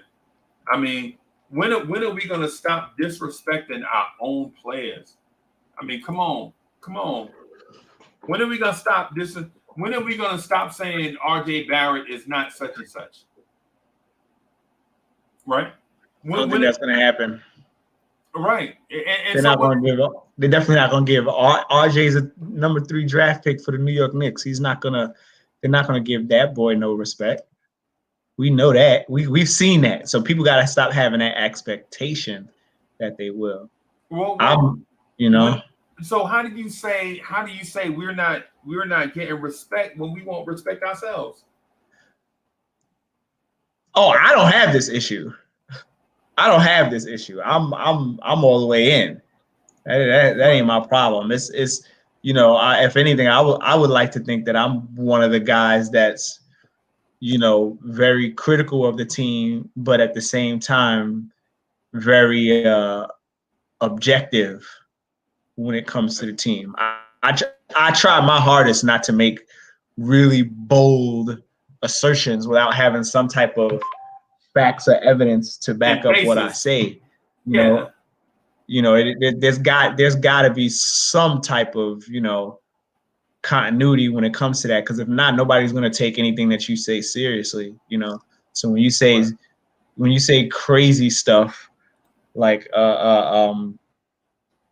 Kawhi Leonard can guard Julius Randle. Yeah, how about we like, what? How about that? That's a win for us. Kawhi Leonard in a one-on-one matchup against Julius Randle all game, no double team. Yep. I'll take that. All day. I'll take that. I'll take that on. So that's what y'all want. y'all want to put Kawhi Leonard in a one-on-one matchup with Julius Randle all game long with no double team. No double team. I'll take that, bro. Well, and this is irregardless of whether we think that, you know, whether we think that Julius Randle can guard Kawhi on the back end. We're not talking about that. Because at the end of the day, this is a team sport. We're talking about what matchup will we favor. I'm taking that matchup all day. Get him in the paint. Let him do his work. You know, but again, basketball is not played like that though, so it's very hard to judge it that way. I don't think basketball will ever be played that way, where it's like clear it out one-on-one and then the other team will still respect that. That's not, you know, that doesn't happen anymore. That's not how, because at the end of the day, the goal of the game is to win. Right, together. Yep. That's you the know, goal. That's the goal of the game. Is to win. You know what I'm saying? So people can say what they want to say. We love saying things about Randall, but at the end of the day, we don't give Randall the love that he deserves. I'm here to tell you, and this is not some weird Freaky Friday take. What did he say? Keyshawn said, send them the link.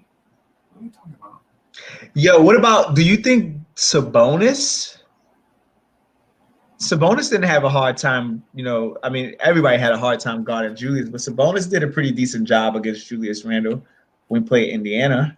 I think Randle cooked him the last two times that I think he roasted. The first time was a standoff. You know what I'm saying? I think it was like 20-10 or something like that. But the second two, like when All-Star voting was on the line, it was either Sabonis or Randle. You saw Randle take his game to a whole new level. What about Montrezl Harrell? Think Montrezl can guard Julius? No. Really? No. Hey, man. Harold, hey, you see how I made him? He almost spit out his drink. Yeah, you see how they had Anthony Davis on Randall, right? You see they didn't go to Montrezl Harrell. Man, let me see. I'm just scouring the league right now, so forgive me. I'm kind of throwing names out here. So I want to show you something, right? I'm gonna show you something because Knicks fans have this weird perception of what they think Julius Randle is, right?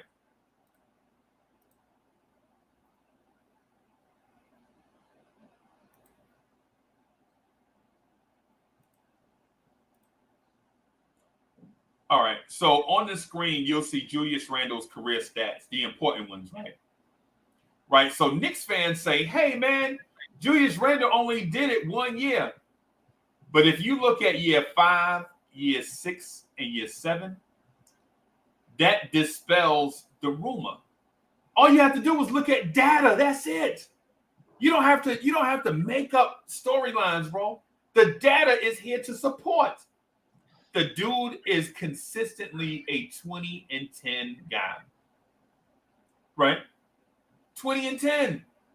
He's consistently that. And for those that'll say, they're like, well, 8.7 is not 10. Okay, I get it. It's not 10. I got you. I'm with you. Right? You know, semantics, right? Let me see if I can do the average. I want to do the average of these 3 seasons, right? So I'm gonna do movies and stuff. He got to pay attention to what's going on because he keeps saying 1 year, 1 year. Yeah, he keeps saying 1 year, 1 year. Come on, brother. You gotta look up at the stats. The stats say it all, man. Right. That's the stats say it all. Right. That's what I'm trying to bro. We're not here to create weird narratives. We're here to dispel weird narratives, right? That's what we're here to do. So Evergreen, can you see the numbers here? I certainly can. Right. So what we're looking at for the past 3 seasons is a dude that's averaging more than 21 points a game and averaging close to 10 rebounds. The dude is basically 22-10 the past 3 seasons. And so since we go to since we went to public schools, our public school system to teach us anything above 5, you got to round up. You know what I'm saying? So the dude is basically 22-10. Right.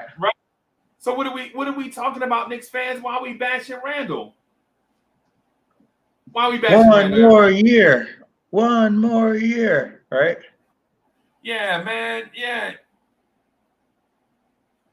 Hey, so Rafael Diaz says, hey, oh my square, what's good? Rafael Diaz says 1 year that Randall led the Knicks to the playoffs. So what? Where were the Knicks before Randall? Where were the Knicks before Randall? Listen, Freezie, here's the strategy. Here's how you deal with these type of people. All you have to do is re-ask the question in reverse. That's it. They pose to you a crazy, psychotic question that's supposed to dispel your narrative. Ask them the exact question in reverse, and then see where it goes. You may not realize you do it all the time. You do it all the time, right? Julius Randle did it 1 year. Okay, right? He only did it for 1 year, the year that they made the playoffs. Okay, did the Knicks make the playoffs before Julius Randle? Answer is no. Answer is no, right? So why is it automatically that playoff narrative is now supposed to be the determining factor as to whether Julius Randle could do it again, right? Or whether Julius Randle's skill set is going to be successful? Oh, because he did it one time in the playoffs. It's like, come on, guys! Like, you guys got to really. It's like because they took critical thinking out of schools doesn't mean you guys don't have to critical think anymore. Right. Like, come on, y'all. Come on, party people. We don't want to do that. What we want to do is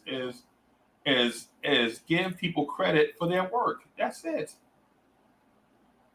That's all we want to do. Give people credit for their work, man. That's all.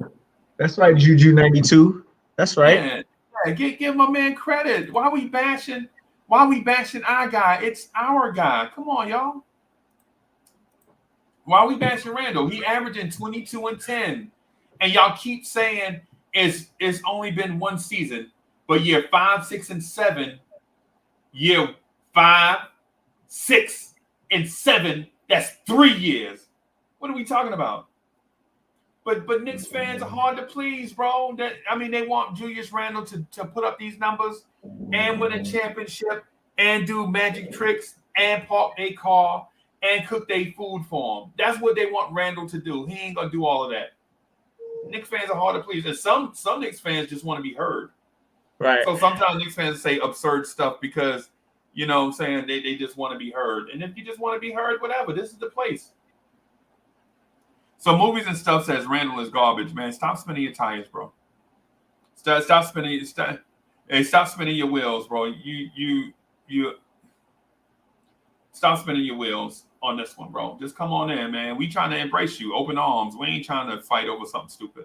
All right, so here's what I'm gonna do. I want to watch y'all put this clinic on, right? Movies and Stuff, right? Why don't you like Julius Randle? That's the better question. That's the easiest question because that's like, for example, right? For example, if I was to say, yo, Freezie, you're for whatever reason, I don't know, but it looks like you got hair on your head right now, right? Yeah. What would be the first? You would think something was wrong with me, right? You would think something. So what would you ask me just to figure out? How would you figure out if something was wrong with me? What questions would you ask me to get clarity for yourself? I'm like, Freezie, man. Freezie, man, you got hair on your head, man. And you looking at me like, what the hell is this guy talking about? What would you ask me to clarify? Give me one question that you would ask. I would say, hey, do you have an old picture of me? Do you have an old picture? No, I don't have an old picture of you. I'm talking about, I'm looking at you right now. It looks like you got hair on your head, brother. Right. So right? then I ask, like, is something going on with my camera or something? Oh, I gotta figure out something because I know I don't have hair, right? Okay. So I gotta ask you the question. I gotta start by, Right. So now when I'm talking to Knicks fans and they tell me that they don't like Julius Randle, as opposed to me going back and forth and arguing with them and trying to justify why they should love Julius Randle, I'm just gonna say, you know what, forget it. Let me just ask, right? So I asked him, you know, I like what he says. I like Randle. Freezie makes Randle look like he's a god. And then the chat ignore Freezie talks about bro, we not, again, habitual goalpost movers, right? Habitual goalpost movers. We're not talking about Freezie. This conversation ain't got nothing to do with Freezie. This is you and I, brother. Why don't you like Julius Randle? Now you're saying you like him. All right. So we could, I mean, I guess the narrative is over, but how can you possibly like somebody as an NBA player when just 2 minutes before that you said he was trash? I'm so confused. Help me make it make sense for me, right? We're not talking about Obi Toppin. We're not talking about Pascal Siakam. We're not talking about Eduardo Nahara or whatever other player you want to try to name. We are talking about Julius Randle, right? And why you don't like him. Either you do like him or you don't. If you do like him, act like it. If you don't like him, then just be that way, but at least have some type of objective reason as to why that shouldn't have anything to do with naming another player. Right. Julius Randle's our guy. Right. You listen to this. Listen to this. You ready? Freezie, ready for this? I don't like Julius Randle because Freezie keeps dissing Obi. What? Right. Nah, man, we ain't go. Nah, I ain't going down this. I ain't going down this rabbit trail, bro. Cause me and movies and stuff, man, we good. We good. We super good. The only thing sometimes in these debates, man, you know what I'm saying, we kind of get a little off track. You know what I'm saying? Movies and stuff, and I are good. Lord have mercy. You know what I'm saying? So now we good. We good. It ain't like no thing headed towards beef because of people have different opinions. All I wanted to show was that Julius Randle is better than what people give him credit for. Absolutely. That's it. People think Julius Randle is a ball hog. He trash. He this. He that. He's blah blah blah. But only thing I'm saying is that Julius Randle is on the verge of having an MVP caliber season, and he may have the greatest Knicks season statistically that we've ever seen from a Knick, right? And the reason why I say that is because now you can't, if you double team Julius Randle all season, and I'm wrong that Julius Randle only averages say 20 points, 10 rebounds, you can best believe he's going to average 8 or 9 assists.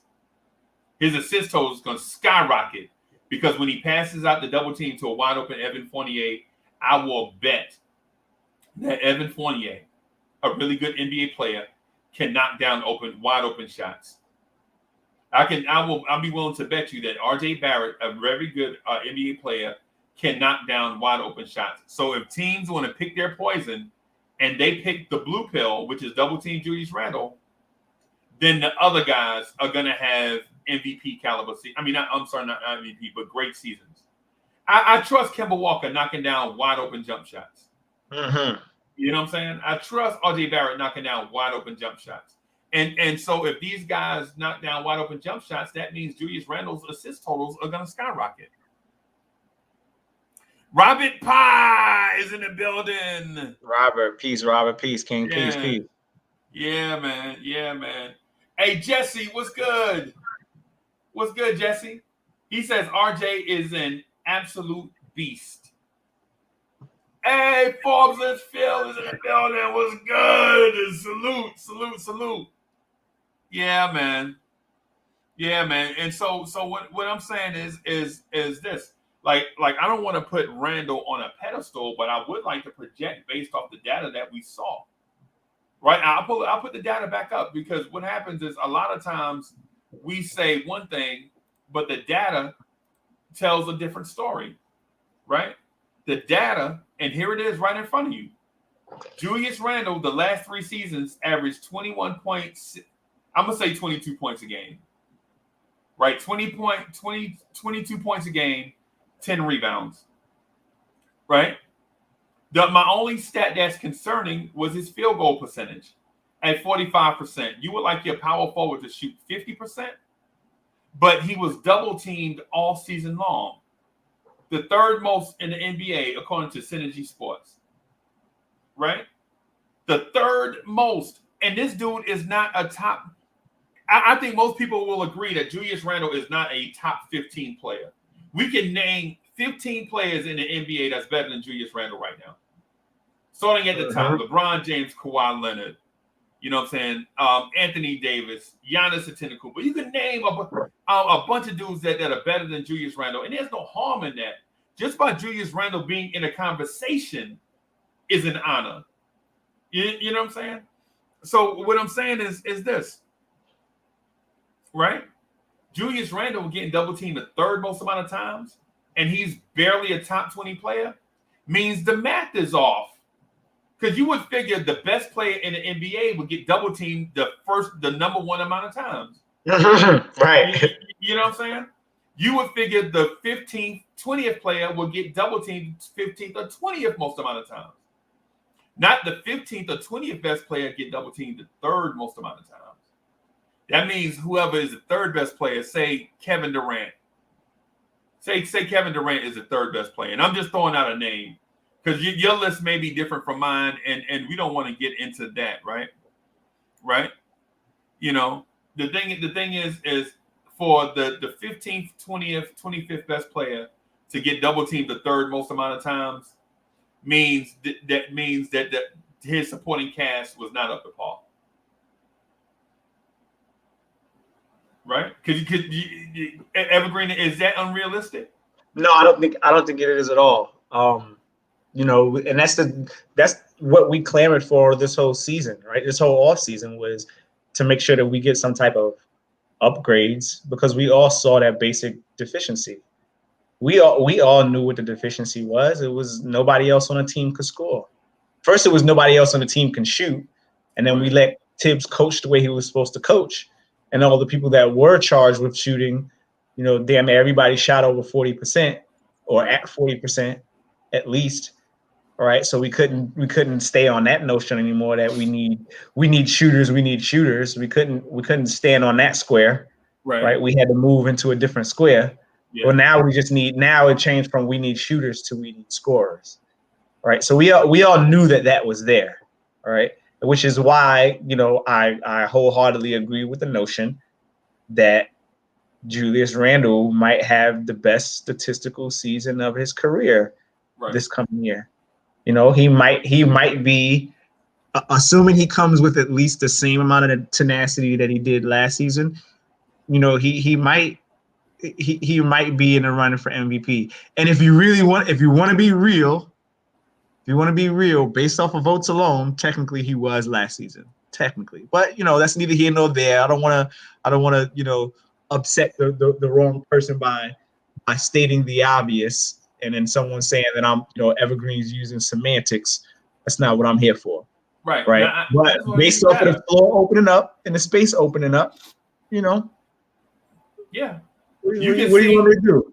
Evergreen. Right. And the reason why I'm saying this is not because Julius Randle was going to take more shots. But what I was wanting to point out is that his field goal percentage was at 45%, right? Right. And that's trying to finish over John Collins, Danilo Gallinari, and Clint Capella. Right? All three of these dudes coming at Randle, and he trying to finish over all three of these dudes. But I'm here to ask you, do you feel like when we play the Washington Wizards, do you think Davis Bertans can stop Julius Randle? No. Right. Do you feel like when we play the Boston Celtics on game one that Jason Tatum can stop Julius Randle? Hell no. Right. On Christmas Day, do you think Danilo Gallinari, John Collins, and what's his name, Bogdanovich, in individual matchups, one-on-ones, can stop Julius Randle? No. Right. And no. So I don't see a matchup. I don't think Kevin Durant can stop Julius Randle. Right? The only guys that I can see that can stop Julius Randle from getting his in one-on-one matchups, maybe Pascal Siakam, right? Maybe Giannis Antetokounmpo, maybe, right? But I don't see a situation where a team on a nightly basis is going to roll out a guy that can Gordon Hayward stop Julius Randle? Miles Bridges stop Julius Randle? No. You know what I'm saying? Can Jonathan Isaac stop Julius Randle? No.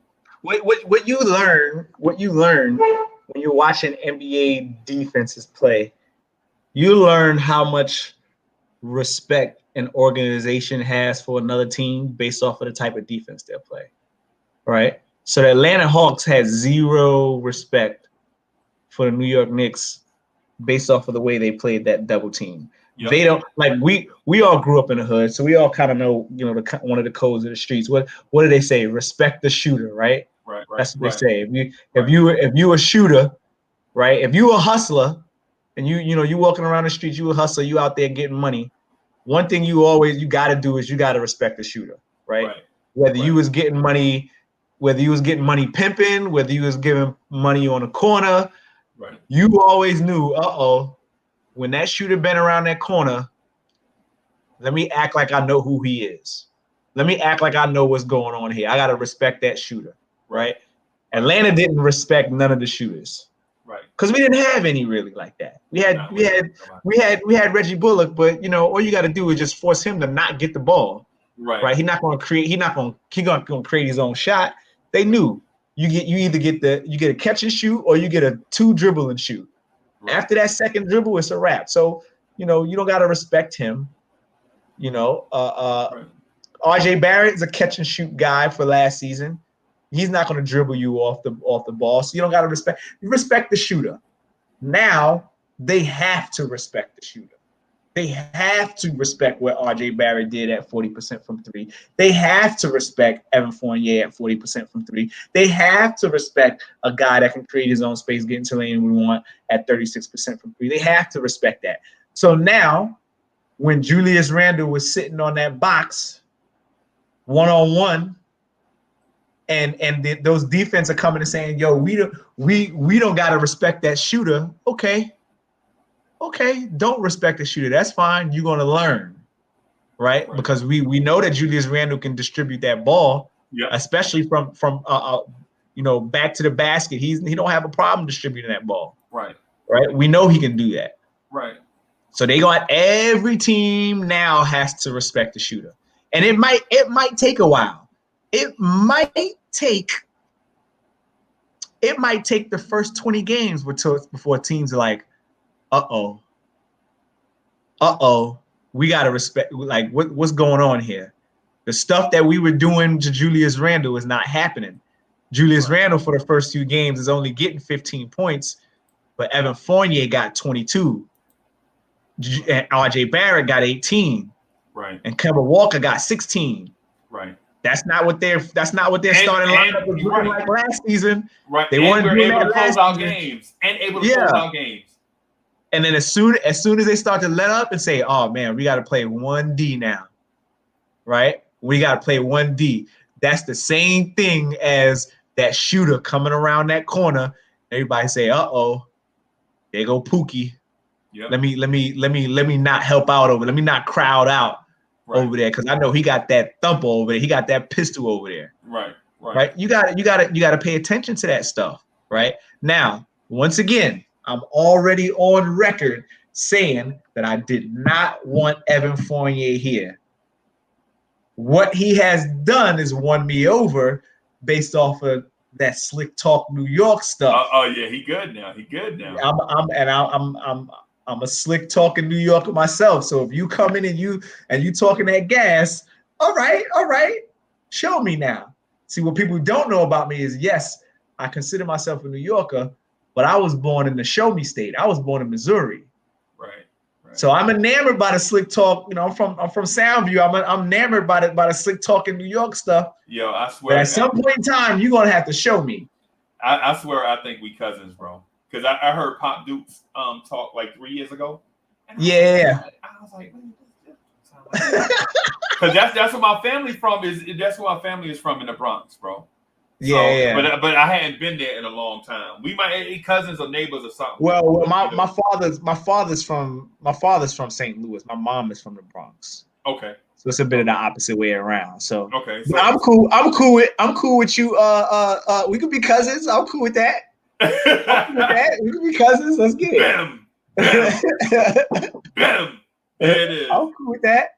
Hey, so everybody, you just gotta be real objective about what you've seen on the floor from all the teams, right? And you really got to pay attention to what these teams are doing, what these players can do, right? If you don't know what the players can do, that's fine.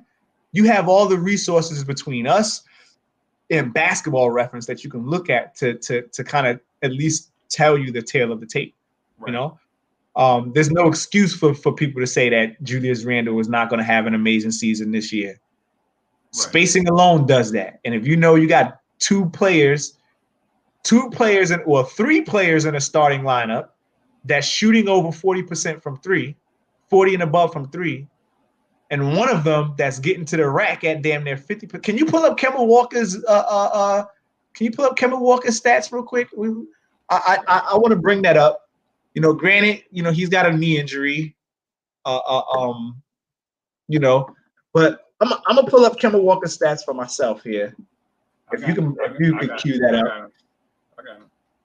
Right, and it's just a matter of at what point there's players in the league that we're like, he's a shooter, and then you go and actually look at their stats, and it's like, man, that dude's only shooting 35% from three this season. Right? He's a shooter. They say Luka Doncic, is he a shooter? Yeah, he's a shooter. Like, that dude shot 36% from three. Is he really a shooter? Right. But then you say, oh, Kemba Walker's not a shooter. That's the next thing they'll say. Kemba Walker ain't no shooter. Right. I'm like, but he's also shooting, if I remember correctly, he's also shooting 36% from three, right? Right. Did that happen? So you got 4 shooters based off of your logic, people. You got 4 shooters now in the starting lineup, and you expect that space, if you know basketball, you expect that space isn't going to do anything, right? Right. That space is going to make a huge difference. From three, he's averaging 36% from three. Right. Highest in 2017, his first 2016-17 at 39% from three. Right? Highest. Regressed a little bit, but clearly had an injury season. But to his credit, though, to Kemba Walker's credit, you have to take into account who this kid was playing with and what type of looks from three he was getting. Right? Right. All right. You can't say, well, Michael Kidd-Gilchrist impressed me in that backcourt of Kemba Walker and Michael Kidd-Gilchrist. What? No. Now, mind you, Michael Kidd-Gilchrist is labeled as a power forward now. Right. And he's labeled as a power forward now. And he came in the league as a 2. So you can tell what that dude's shooting percentage went from. Right. He stopped shooting well, and he probably grew some size. Oh, we can make that guy a power forward now. That's what Kemba Walker had to deal with. Right. Yeah, and when you look back up the Bismack Biyombo's, right? The Kemba Walker, Michael Kidd-Gilchrist, Bismack Biyombo, the Zella kid. None of these, Frank Kaminsky. Come on, man. Look at what Kemba was playing with. Right? This dude was not playing with elite level scorers for his 3-point percentage to be something. Right? He played 2 years with Boston. 1 year he shot 38%. The other year he shot 36%. Right? This year he'd be playing with Fournier, with Randall, with RJ, with Rose, with Burks, with Toppin, with Quickly. The floor is going to be spread so thin that when you pick your poison, you know what the results are going to be instantly. Right. It's not even I like a to call strategy. Kemba's stats. I like to call Kemba's stats. Those are combat stats. Right. Those combat stats are when it's just you out there. You haven't been in like a really bad fire team, like a really bad fire team. And it's like, man, these dudes can't clear a room for nothing. Right. And you're not the point man, but you're that third guy in, and you're like, damn. What are you supposed to? When you come in, how come you didn't check the far wall? Like, there's a guy there. You up here? Yes. You know why? Me and G-Man for life have this conversation all the time. So Kemba Walker had that his first 8 years of his career, right? All combat stats, and through those combat stats, the only time he averaged less than 36%, or based off of the stats, what we looking at, right? Field goal percentage. Right. Lowest was 36% for his career. Right. Highest was 44%. From three, lowest was 30%. Highest was 39%. Right. Now you can go to Luka Doncic right now. Everybody would agree that he's a shooter. Oh yeah, Luka's a shooter. He hasn't averaged over 40%, over 38% from three yet. Right. So we got shooters now. That is going to carry its effect over on a Julius Randle. It has to. Right. Julius Randle doesn't have to get combat points no more. Right? Julius Randle spins into the paint all the time, right? His first year. All he did was spin into the paint. Those are combat steals he was getting. Those are combat turnovers. Because he's like, man, why are you bringing your man over here? Granted, he should have had a lot more, awareness to the fact that what he had on the floor with him. Right. You probably should have known not to spin that way, because you can tell where the placement is on the floor. But still, that's a combat turnover. You got jumped. Right. You wasn't supposed to be there. You probably shouldn't have did that. You should have known. What did they say? Know your soldiers, seek self-improvement. You should have known that Marcus Morris is not moving. Marcus Morris is standing still, waiting for the ball to come to him. You should have known that. Right. Right. Right. You should have known that. All right. So again, all I'm getting at is now he's got much more skilled players on the floor in that starting lineup with him. Right. Right. He had great synergy with Reggie Bullock.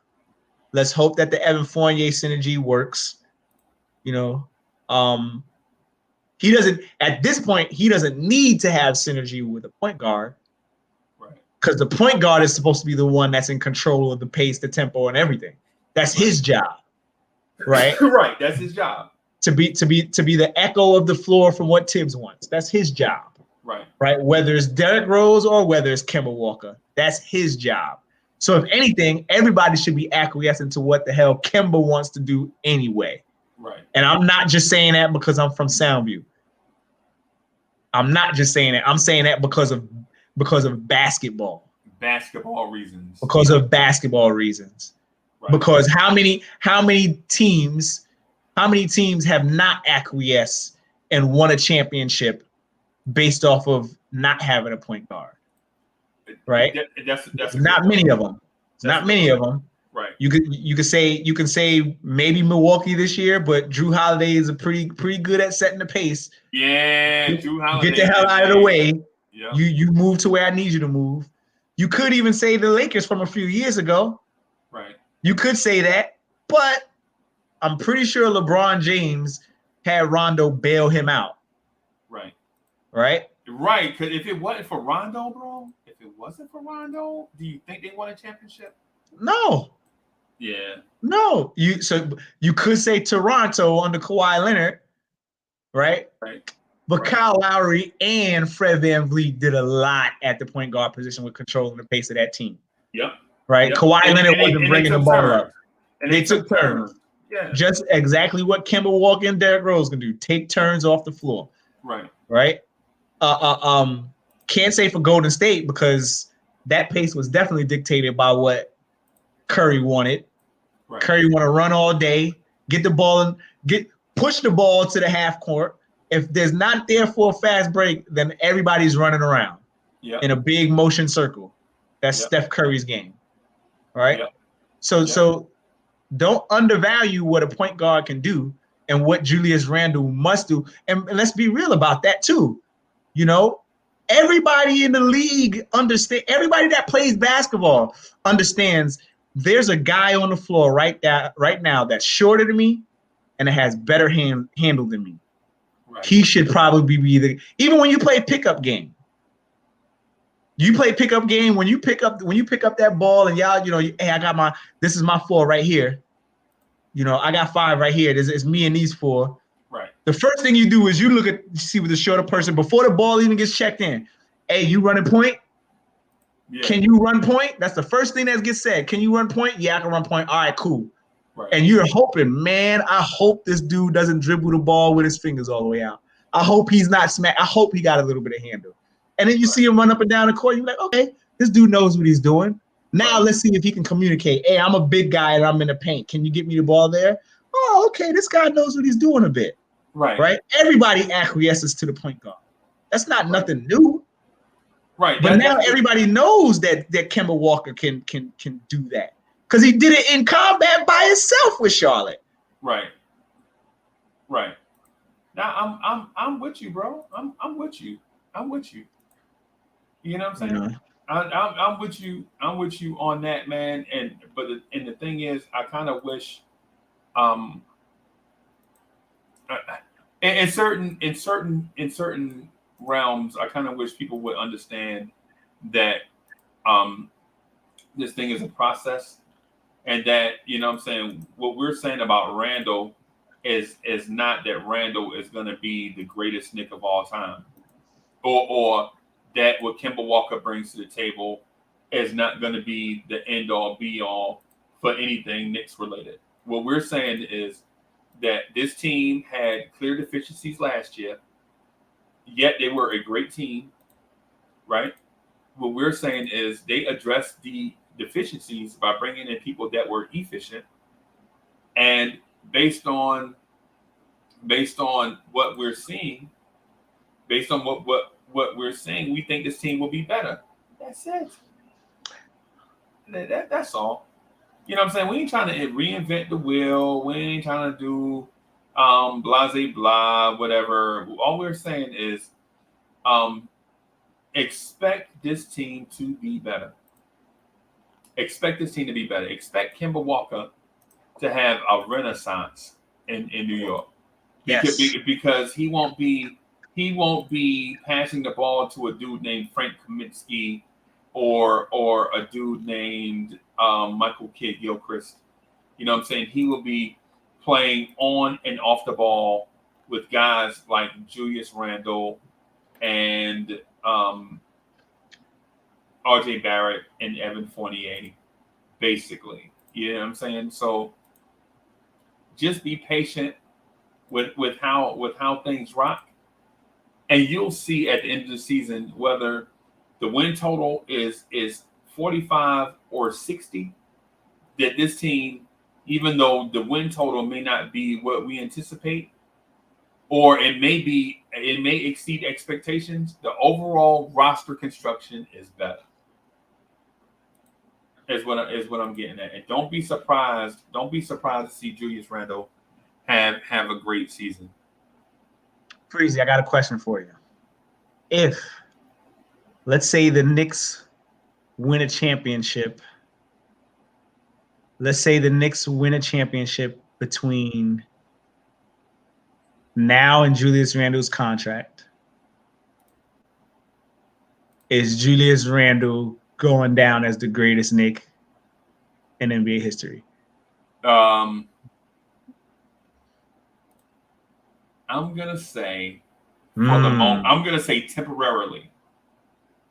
I'm gonna say until what? Until we come back to our senses. Because here's the thing: if the Knicks win a championship and go back to back, you can't argue if Julius Randle puts up the same numbers now, 24, 12, 6, and the Knicks win back to back championships, you can't argue his greatness above Patrick Ewing, right? Because hold on. I would say he did something that Patrick Ewing never did. Right. Which is win a championship. So my argument would be yes. My argument would be yes. He won. The one thing that we hold against Patrick Ewing is the missed finger roll. Yeah. You didn't get us to where we wanted to be. I love you, Pat. You didn't get us to where we needed to be, though. Right. You didn't take us to the promised land. With all the stuff that you did on that bum team individually, you didn't take us to where we needed to be, right? But you did what you did for 17 years almost, right? How long was he? 17 years? How long was he with us? I'm counting. I think it's 17 years. You did what you did with us consistently over and over and over and over again, and you had one job. Yeah. And it didn't happen, right? It didn't happen. I'm not holding it against you. But this guy did it in 7 years. Yeah. Right? Yeah, I feel you. I feel you. I feel you on that. I have a some of this stuff I'm trying to save for Blorange Army. Matter of fact, Evergreen, hey, be patient with me, man. I gotta run some commercial stuff just real quick. Okay, I got you. Yeah, just right. Hi, my name is the Ghetto Intellect. I am the co-star of the Knicks Freestyle on the Blorangetears Network. Please come check us out. You'll see me and Free Keith and Freezie, Uncle Freezie, interacting with one another, bringing you hot topics, our amazing takes, but more importantly, smash that like button, subscribe to the Blorangetears Network, and more importantly, share all across your social media networks. Don't miss us. We'll check in with you next time. Bye. Your man, G-Man for life. And this is your boy, the one and only Cornerstone Kev, aka Star Child, and we're the hosts of the hit YouTube show, The Pod Couple. Hey, please tune in on every Thursday, ladies and gentlemen, at 6:30. We'll be here to get you the latest buzz, rumors, gossip, and opinions on our beloved New York Knicks. There will be laughs and surprises. But no tears. So be sure to subscribe to the channel, smash the like button, and turn on the notification bell, and share this on social media and spread the word. Again, thank you for tuning in, and we'll see you there. And please say a prayer for us, because I don't know how I can deal with this guy right here. We go ad lib. See, this is what happens when we ad lib, right? That was pretty good. Yo, you want to win your fantasy football league or what? You know what I mean? You ain't tired of finishing in 4th place? You ain't tired of dudes coming to you with whack trade offers and whatever, trying to play you? Come on to the Dear Mr. Fantasy Football page, our page on YouTube. We're gonna do position breakdowns and rankings. We're gonna talk some NFL football too. We're gonna get in depth. We'll do offensive line rankings, defensive line rankings, defensive rankings, all of that stuff, so you'll be prepared to put in your best lineup. Come through. Your man Uncle Freezie will be there. Come through, hang out with your man Uncle Freezie. Share, like, and subscribe later.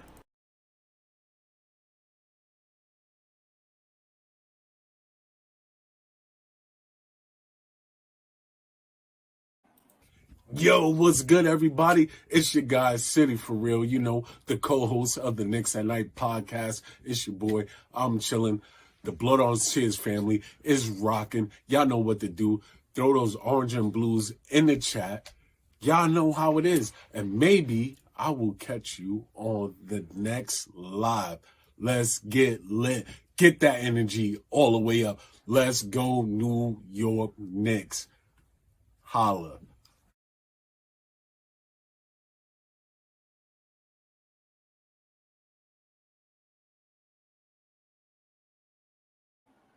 So we back, everybody. G-Man for Life has this joint called Blorange Army that he's starting today at 6 o'clock. Man, I'm so excited. Basically, what G-Man for Life is going to do is for like people like Anthony D that put these crazy takes in the chat. Like Anthony D swear he right. Anthony D swear he right. I'm the smartest person in the Knicks universe, Uncle Freezie. And I'm like, okay, I ain't debating that, bro. You know what I'm saying? I don't care who the smartest. I just like to have. But Anthony D was like, no, I'm the smartest, right? So G-Man starting a revolt, right? He gonna do guerrilla warfare on whack comments. So he gonna come on live, and I'm gonna take comments that I've seen, screenshot them, and put them on the screen for G-Man for life. And what he gonna do is react live to these comments. And for those that are thorough enough, those that are tough enough, that have the dopest, wildest takes, they gonna be a part of the Blorange army. And if you not, we gonna put you, so we gonna send you back home so you can try again. So you gonna come with your wildest takes at 6 o'clock, right? You gonna come with your wildest takes, you know what I'm saying? And listen, G-Man for life is in charge. He is the general.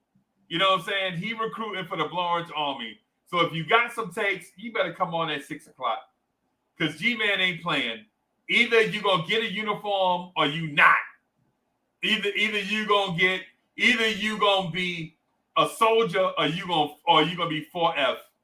You know what I'm saying? So we just gonna tell you right now that at 6 o'clock today, bring your A game. Don't come up here tiptoeing, right? Don't come up here saying, I want to be down.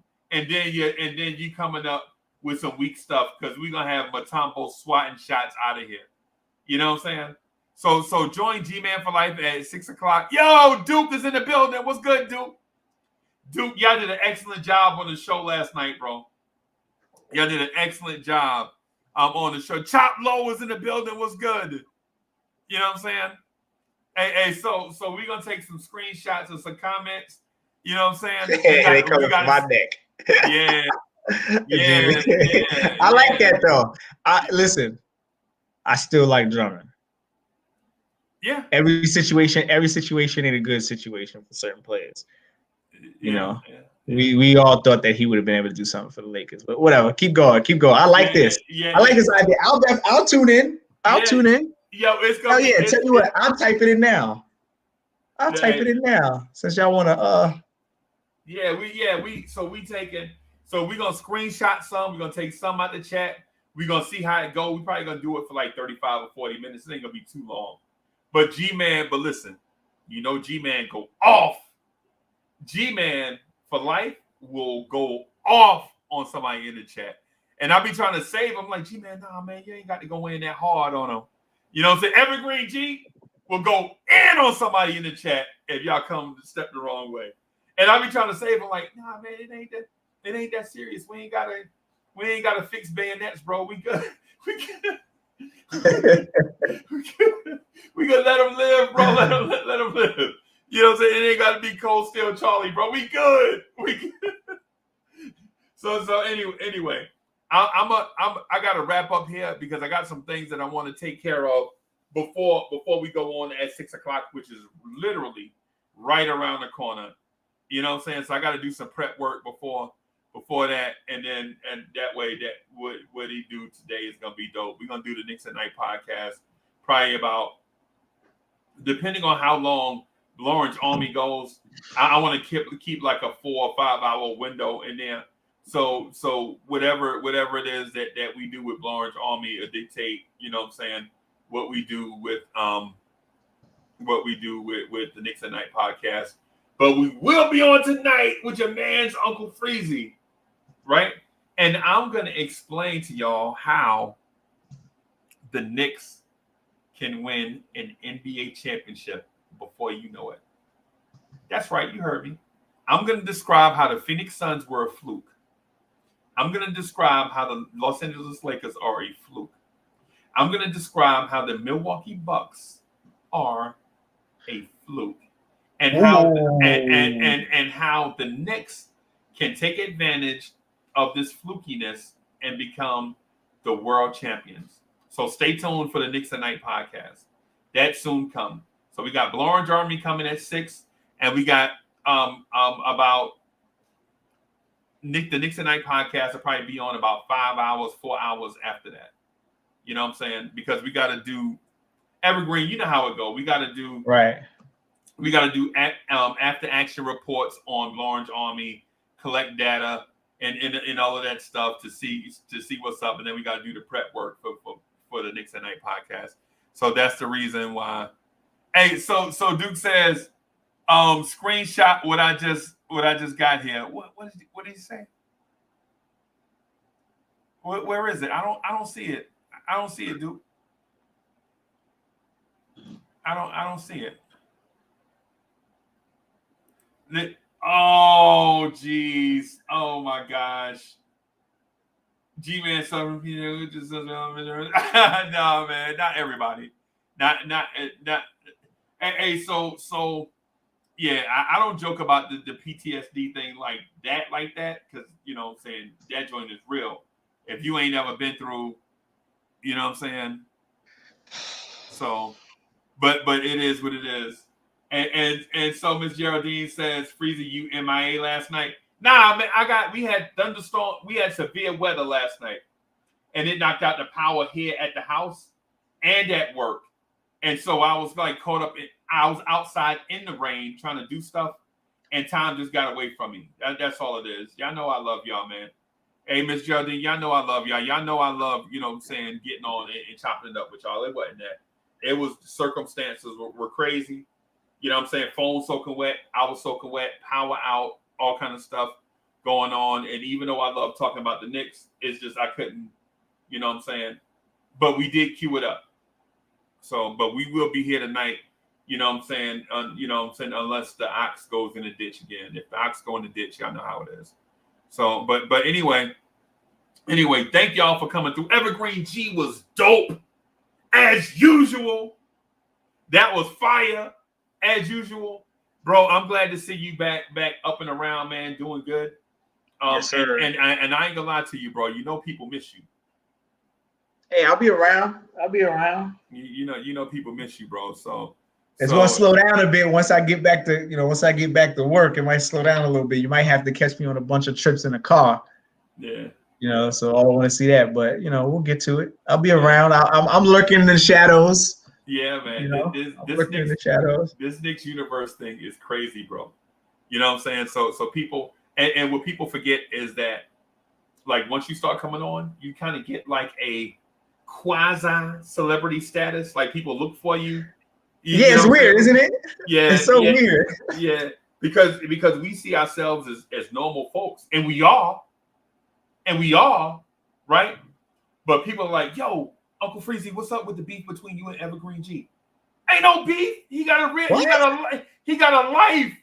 You know what I'm saying? He can't be on 24/7. That's all it is. You know what I'm saying? Evergreen G, he producing. He got a job. He got a family. He's working. He's moving around the country. You know what I'm saying? Constantly, yes. I'm always doing this. yes. So ain't no beef, man. But sometimes our schedules be like, you know what I'm saying? Right. That's it. That's all it is. Ain't nothing to it. It's like with me and Chop Low. Like, Chop Low had stopped coming on for a minute. And people were like, yo, Uncle Freezie, what's up with Chop, man? You being mad with disrespect for the Chop? Nah, but Chop is my brother. You know what I'm saying? How much disrespect my brother? Chop is my family, bro. Right. Just because he don't come on don't mean, you know what I'm saying, it's some kind of people, we grown. Yeah, you know what I'm saying? So it is what it is. You know, it is what it is. But yo, thank you for watching. Subscribe to the channel, smash that like button, support your guys, man. We do this. We does this. This is what we do, party people. You know what I'm saying? This is what we do. So subscribe to the channel, smash that like button. Man, I'm going to see y'all at 6 o'clock. Y'all better be crunk too, because this is what G-Man for Life wants, all the smoke. And if you a smoke giver, this is right up there. And if you like to watch, stuff like this, and if you like to watch the smoke, come see, right? And that's a phrase I learned in Louisiana. I was stationed at Fort Polk, Louisiana. A girl was hollering at me. She was like, "Come see, come see, come see." And I was like, "Come see." I'm from Jersey. I don't talk like that. But don't they say soon come? Soon come? Soon come. That too. That dinner soon come. Dinner soon come. I don't. But after a while, if you hang out, you be talking just like them. So it's like whatever. So, but anyway, Evergreen, thank you, man. I'm glad you well. Peace. I'm glad you well, man. And we're gonna get out of here. We're gonna wrap this up, man. We'll holler at y'all at 6 o'clock. Blorange Army, G-Man for life wants all the smoke, and y'all better bring it. I'll holler at y'all. Peace.